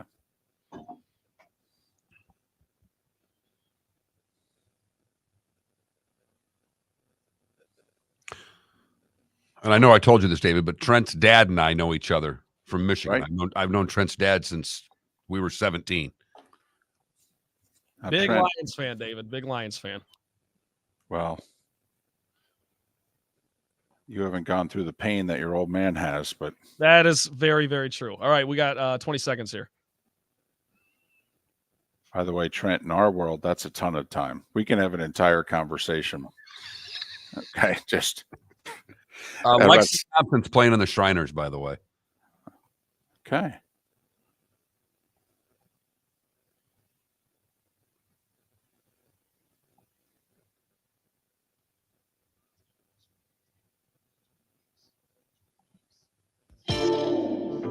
Welcome to the bonus hour, brought to you by Jason and Todd at the Diamond District. And now, here's Mark Miller and David Moulton. 21 minutes past the hour. Good, bad, and ugly. What's on tap today was the day when. Some picks, final thoughts, all coming up in a little more than 15 minutes time.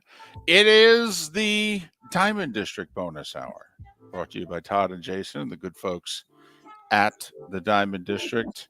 Well, a month's gone by, so they've got a special going on right now, don't they? Yeah, they got a big special this weekend. We're running the ads for it now, and I knew you were going to hit me with that. But more designers, better people. You know the drill by now. They bring in diamond designers like kind of like those college fairs, when all the schools are sitting at the tables and they're trying to recruit you. Hey, come to our place. I mean, that's what they do with jewelry people, which is it's kind of neat. You think about it. It's like, wait a minute. So you want to make my diamond and you want to make it better than that person. Huh? Can you give me a better price? You can. Huh? How about that? I'll be damned. Well, then I'm not going to go talk to them anymore. I'm just going to keep talking to you. Yeah. See how that works? There it is. Yeah. I'm going to do my undergraduate degree with you or buy this piece of jewelry, one or the other. I don't know. What are we doing here again? So go visit the Diamond District this weekend and take advantage of what it is that they're offering, which is better than anyone else offers. So we've got a poll question up that revolves around baseball today. Wow. I can hear the disdain in your voice. No. I had no problem with the question. Which team that lost yesterday has the best chance to win their playoff series? I just think I may have blown it because it's National Taco Day. And we could have had a taco-themed question that would have had a lot more interest, action on it. Right. Mm-hmm. There's no doubt. You're a network programmer and you picked the wrong game. Yep. That's okay. It's all right. We'll get a few people to watch. Not as many as we would have had, but that's okay. It's all right.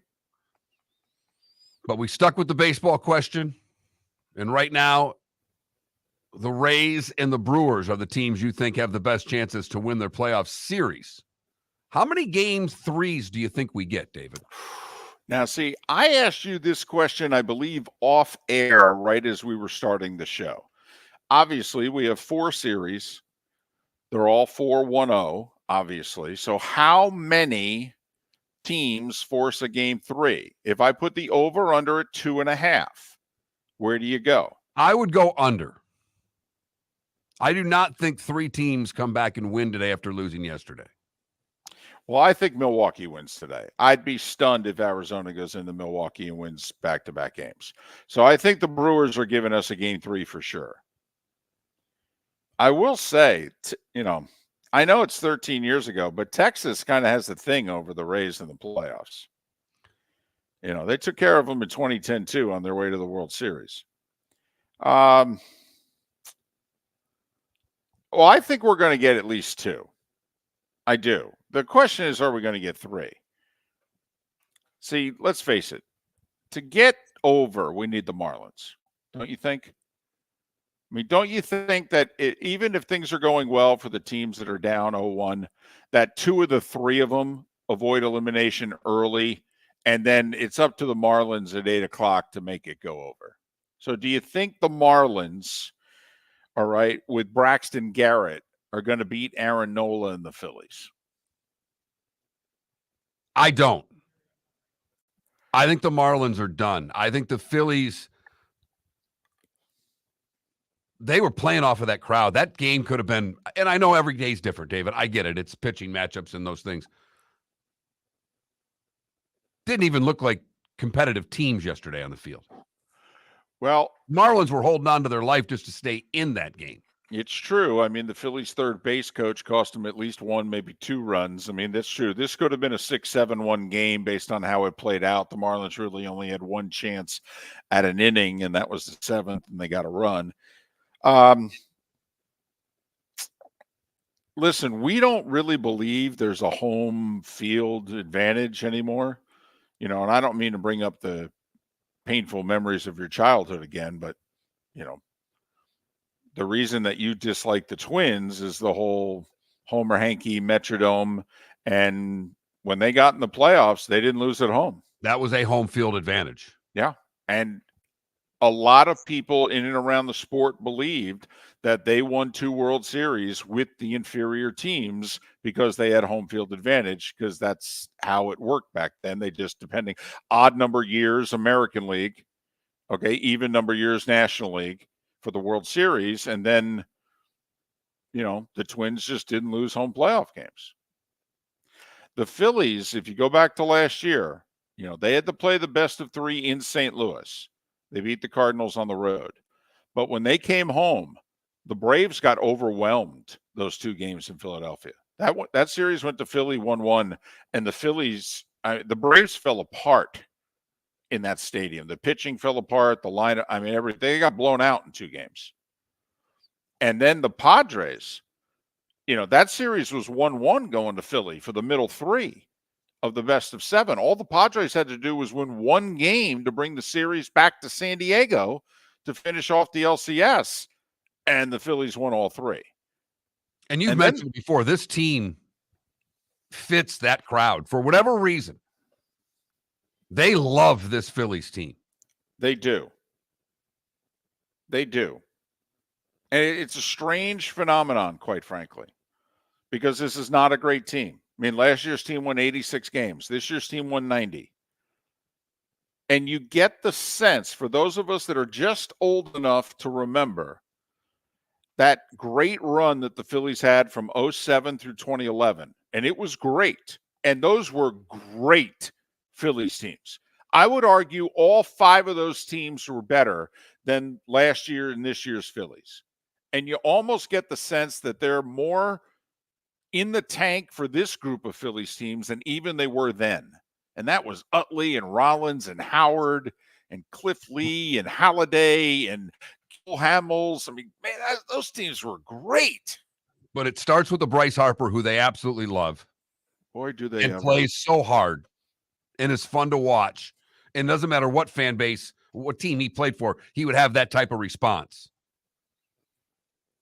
And they love Schwarber. I was going to say, and they love Schwarber. It's $198.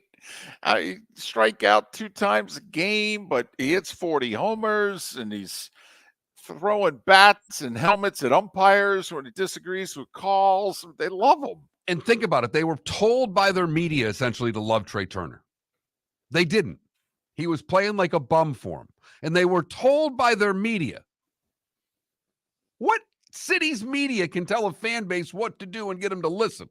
And they did. And then it worked. So they got they took the responsibility of that working on themselves. And that's when things turned for the Phillies this year. Well, they didn't lighten up on Mike Schmidt. Okay. They didn't lighten up on Donovan McNabb. Okay. We can go through great Hall of Famers or Hall of Fame caliber players in Philadelphia's history. Mark, we're hockey guys. The Flyer fans, I don't think were ever as warm to Lindros as they were to Trey Turner 2 months ago. It's a dadgum good point right there, David. And he took him to the finals his 4th year with the team. Okay, I mean, honestly, it's a remarkable love affair that is going on right now in Philadelphia, a tough city. Terry Francona, who just retired, he managed the Phillies for 4 years. Everybody loved Francona. Nice guy, media. They hated him. The only city that hates Terry Francona, Philadelphia. Still to this day, they're like, I have no idea. What do you mean great manager? He's a bum. 4 straight losing seasons. Fan Appreciation Day in Philadelphia, they slashed his tires. I'm not making that up. Okay, I'm not making that up. His moped got stripped, by the way, that he used. Right, Cleveland twice. Yeah, I know. They got it back once. Yep. So I'll go under the 2.5, David. But I'd be fine if it's over 1.5, if you know what I mean. Just give me 2 deciding games tomorrow, and I think baseball's doing just fine. I will say I don't think Twins fans could handle a Game 3 against Toronto. I really think Twins fans are like, could we be one of the sweeps, please? Visit Jason and Todd at the Diamond District. When choosing something of high value and personal significance, such as a diamond, you want to make sure you're shopping with the best. And the best when it comes to GIA certified diamonds and diamond jewelry is not online. It's not in the malls. And it's not with any of the new pop-up jewelry stores trying to make a go of it here in Southwest Florida. The best place to buy diamonds is with my friends Jason and Todd at the Diamond District, who have made Southwest Florida their home for over 20 years now. The largest selection of GIA certified diamonds is with the Diamond District. The only place you'll find diamonds 8 to 10% over cost is with the Diamond District. America's top bridal designers have chosen the Diamond District to represent their engagement rings exclusively in Southwest Florida. Simply put, the best selection, experience, and best prices are with Jason and Todd at the Diamond District. Visit Jason and Todd at the District. Located on the East Trail, locally owned Naples Tiki Bar and Grill is an outdoor eatery next to the Hitching Post Shopping Center. Island-inspired food with a true tiki theme. The best place in Naples to enjoy the beautiful weather in Southwest Florida. The Naples Tiki Bar and Grill offers a great menu for dine-in or takeout. Enjoy our famous pulled pork, huge burgers, and tiki bar cocktails. Don't miss happy hour every day from 3 to 6 and live music 7 days a week. See you soon at the Naples Tiki Bar and Grill, 11498 Tamiami Trail East. Hello, friends and family of Southwest Florida. Are you looking to tap into the electric vehicle market? Well, look no further, because we here at Southwest Florida Golf Carts have just what you need. E-bikes, golf carts, LSVs, scooters, and more. Come down and talk with one of our experienced sales reps, have a soda and a smile, and you could be cruising the streets in your new EV today. Stop by the store or visit our website at flgolfcarts.com and enter for a chance to win $100 off your next purchase by answering John's monthly sports question. You are listening to Miller and Moulton on the Florida Sports Network.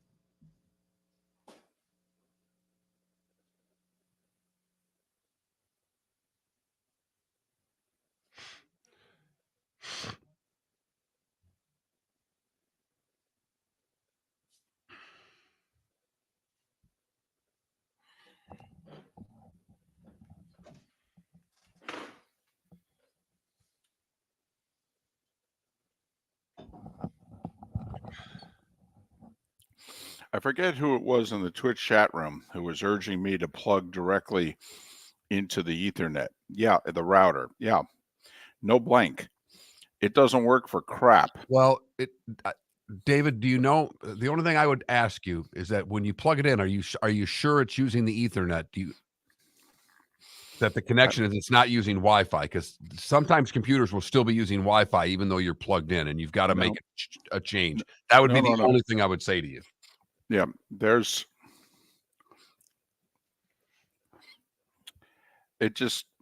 not good in this Airbnb. and it was supposed to be. But again, I'm unless you're sure, because I know with my laptop sometimes it would still be on Wi-Fi even though I was trying to plug directly in. No, I plugged directly into the Ethernet and made sure that I was plugged into the right thing, and it wasn't. I mean, so okay. But yes, and I know, and even this is me, and I know I'm an idiot, but I was doing it right. And I'm not saying that you weren't. What I'm saying is that sometimes the computer will override it. That's what I'm saying. And it didn't in the case.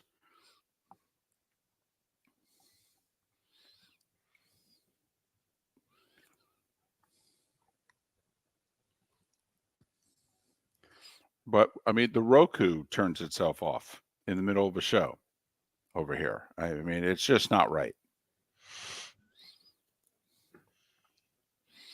So I'm going to try to get back into the condo tomorrow morning, even if I'm sitting in a completely empty room. And there's no furniture in that room either. I gutted the whole thing.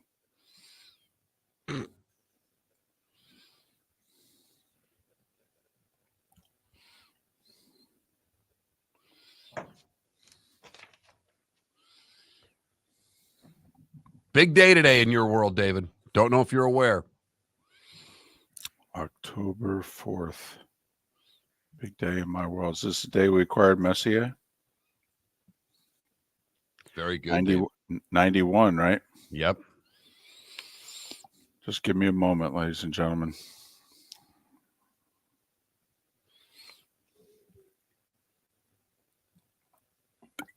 By the way, look at what we gave up to. Was that a steal or what?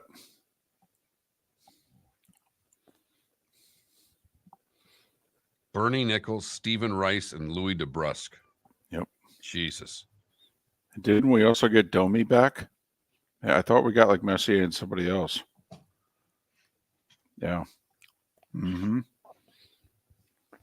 Yeah.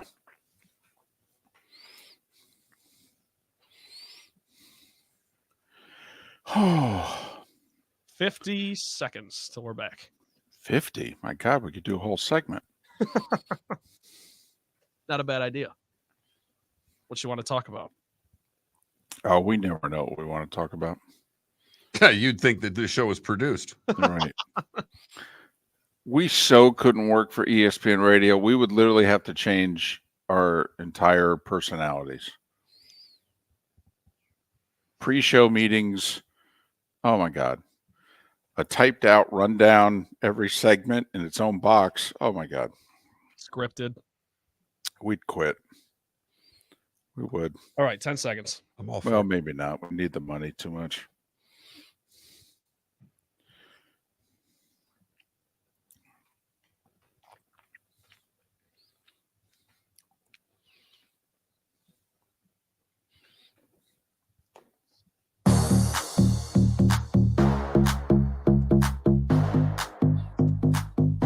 Welcome to the bonus hour, brought to you by Jason and Todd at the Diamond District. And now, here's Mark Miller and David Moulton. 22 minutes until the top of the hour, 16 until we're out of here.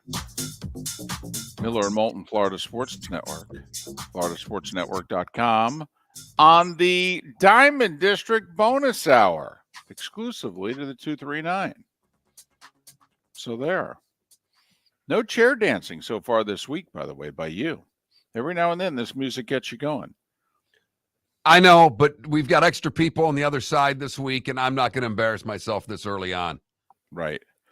Establishing a new relationship. Okay, you don't know if you want to see that person to see that side of yourself. Right. Exactly. Even though you're the boss, I mean, there's nothing you can't do. But okay.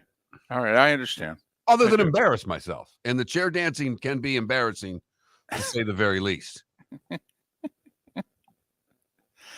All right, are you ready? This is your time. Let's get after it. It's time for someone to take back this segment, if for no other reason than to stop David from talking about Meghan and Harry. Here's Mark Miller with Today Was the Day When. 1873. The Toronto Argonauts Football Club forms as the Argonaut Rowing Club Rugby Football Squad. It is the oldest existing pro sports team in North America, still using its original name. Nice. 1906, the Cubs beat the Pirates 4-0 to end the season at 116-36, a 763 winning percentage, unmatched since. Wow, and the Cubs did it too. An organization that was known as lovable losers forever. Today in 1925, Harry Hillman gets 6 hits in Detroit's doubleheader sweep over the St. Louis Browns to edge Tris Speaker for the batting crown. Ty Cobb would bat over 300 for the 20th time as well. 1944, the only all St. Louis World Series opens. The Browns beat the Cards 2-1. Cards would come back and win the series 4-2. The 50th Baseball World Series ended today in 1953 as the Yankees beat the Dodgers 4-3 for a 4-2 series win. It was their 5th consecutive World Series. Billy Martin, your MVP. 1961, Whitey Ford records his 3rd straight Baseball World Series shutout and a 2-0 win over the Reds. He doesn't get talked about nearly enough anymore. We mentioned Smoltz. We mentioned Jack Morris. We mentioned Curt Schilling. All right, Bob Gibson. Whitey Ford's postseason number. Remember, there was no LCS. So you won the pennant, you pitched in the World Series. Take a look at his World Series record. It's obscene. It's so good. Today in 67, the Cardinals beat the Red Sox in Game 1 of the World Series. It was the first fall classic since 1948 not to feature the Yankees, Giants, or Dodgers. Wow. Right? Wow.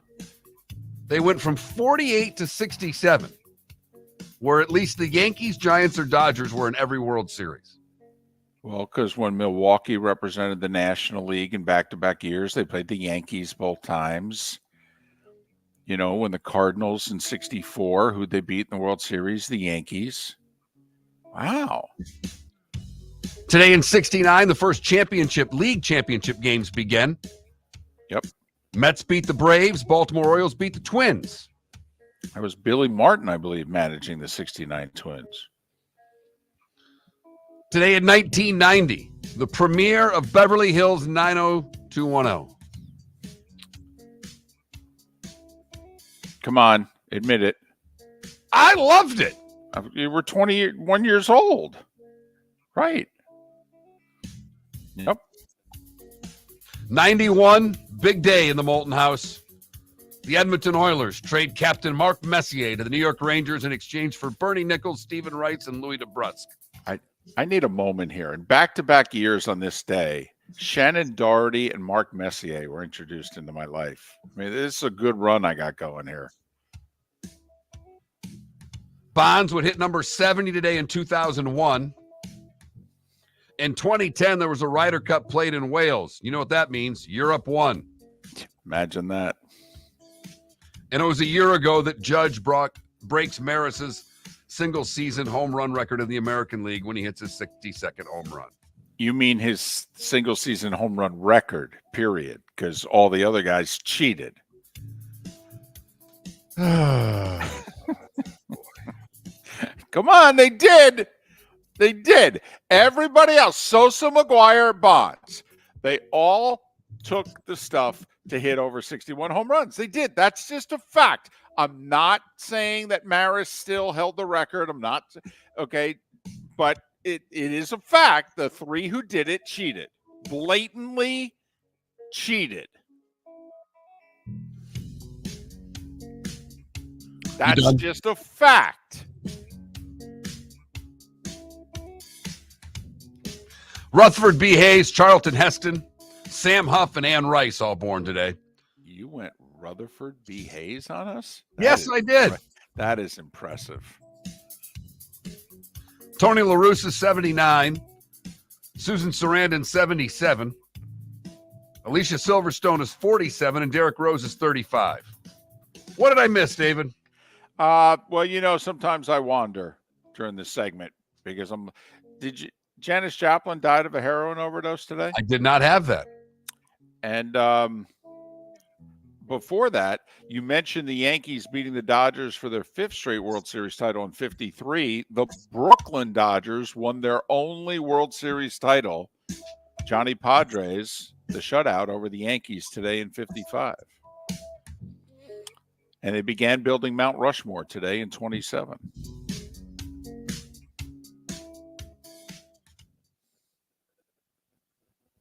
Where Mock, Florida is gonna Florida. Well, Mark Miller sees it differently. He calls it the good, the bad, and the ugly. What you got, Mark? We go to Maryland for the good, where Elio Figueroa stopped at the market in Delhi to scan some lottery tickets to see if they were winners. He didn't have any. And he said he's going to buy a few scratch-off tickets to give to his wife. Because nothing makes a wife happier than when the husband comes home and says, "Hey, I bought you some scratchers." Only if they're winners. Turned out one of them was a winner. There you go. They had a $5,000 winner. And they kept scratching, and they went, "There's another zero there." So he brought home a $50,000 winner. And they're going to buy a new home for their family with the down payment money that they now have. So good for them. Wow, she must really love him. She's not keeping that for herself. I mean, technically, it was a gift to her, right? Yes. So, I mean, she could have just said, "Hey, thanks for the gift." For the bad, we go to Ontario, where traffic had to be diverted from an Ontario highway due to a truck that rolled over and spilled a load of celery across the roadway.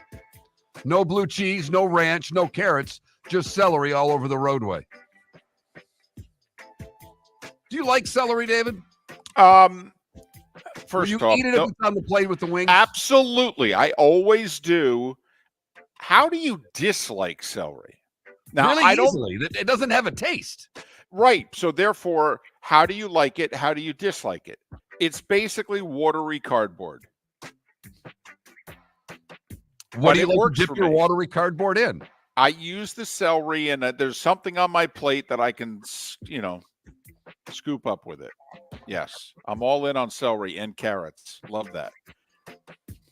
Finally, the ugly, we go to Missouri, where a high school teacher has been placed on leave after the high school found out she had a side gig that was doing porn on OnlyFans. Brianna Coppridge says her teaching days are probably over, but she knew the risks. She was placed on leave after school administrators found her OnlyFans page. No word on how long they were staring at her OnlyFans page before they decided to let her go. I was going to say, I mean, with all due respect, if we don't have students or parents complaining, I mean, shouldn't you just kept your mouth shut until somebody else complained? Probably not, I know. And that is the good, the bad, and the ugly on today, October the 4th, 2023. Don't we have some kind of college football today? Oh, yes, we do, David. We now begin a long run of like 48 straight days with football on, something like that. On ESPNU at 8 o'clock, we have Jacksonville State, Middle Tennessee State. One of those teams is 4-1. Feel free to guess which one. And Bud Elliott's upset special tonight. FIU getting 6.5 at New Mexico State, 9 o'clock, CBS Sports Network. Jacksonville State, by the way, the 4-1 team. That's Middle Tennessee State, the favorite. Right. Yeah, go make sense of that. So there you go. So Messi, questionable for tonight's Inter-Miami matchup against the Chicago. Isn't it the Fire? Anyway, you got to stream it if you want it. And it sold out in Chicago, but people are worried. People are like trying to unload their tickets. They're getting the sense he may not play. He hasn't played for like a week and a half. So it's not load management. He's actually hurt. Right. Isn't there a team Is there a team in the NBA? I thought I heard a team mention the possibility of refunds if like someone doesn't play. I did not see that, but I'm not saying it's not true. That you get a free ticket, not necessarily a refund. You get a free ticket to another game. If like the if you certain star doesn't show up. Correct. And they don't play, we're not going to refund your money for tonight, but here's a free ticket for another game. I don't know how they'd be able to do that. I mean, anyway, I thought I read something about that yesterday. Again, I was flying. I was punchy tired. I don't know. My bad. We have 4 baseball games. The same 4 games at the same times on the same channels as yesterday, okay? I mean, this should not be complicated. 3 o'clock ABC. Yes, ABC. The Rays and the Rangers. Okay? The Marlins are 8 o'clock tonight on ESPN. Marlins and Rays both need a win to keep their seasons alive. They lose, they're done. 4:30 ESPN, the Blue Jays and the Twins. Twins haven't won a playoff series since 2002. Jays haven't won a playoff game in 7 years. 7 o'clock on the Deuce. Do they still call it the Deuce, or is that really dating myself? It's really dating yourself. Okay. 7 o'clock on the Deuce, Arizona and the Brewers. Just let everybody know just how old I am. So there you go. 2 home teams, 2 road teams needing to win and keep their seasons alive. 3, 4:30, 7, and 8. I'll just help the age of the show get older. I just am remembering the mic flags with that bad font 2 on it. Just awful. Some sort of orange, yellow color. It was just bad. The only conversation that I had last year with Susie Colbert turned out to be her last year with Monday Night Football. We're standing on the field. We don't know each other.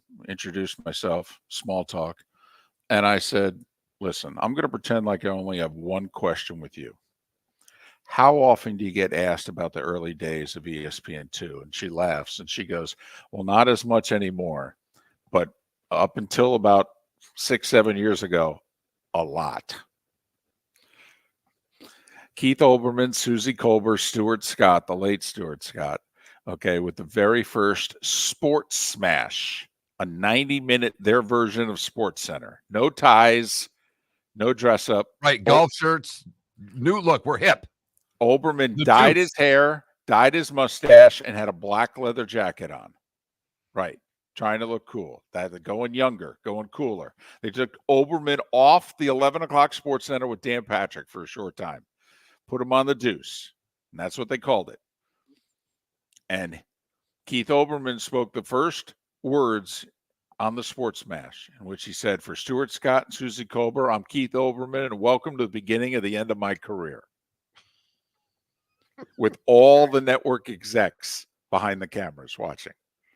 Kind of showed you how little he cared about what he said right then. kind of lets you know why his reputation is what it is all these years later. So there you have it. Rays get it done. Marlins don't. I would agree with that. I'm going Rays Brewers are our winners tonight. And congratulations to the Twins and the Phillies. How about that? And I'm going over 22,000. Rays fans shamed into showing up at the ballpark. I'll go under. Miller and Moulton. Hey, join us tomorrow. It'll be better, I promise. Ladies and gentlemen, let's Hi. Excuse me. Hey, the line starts back here. Ma'am, if your party's not here, you're going to have to go around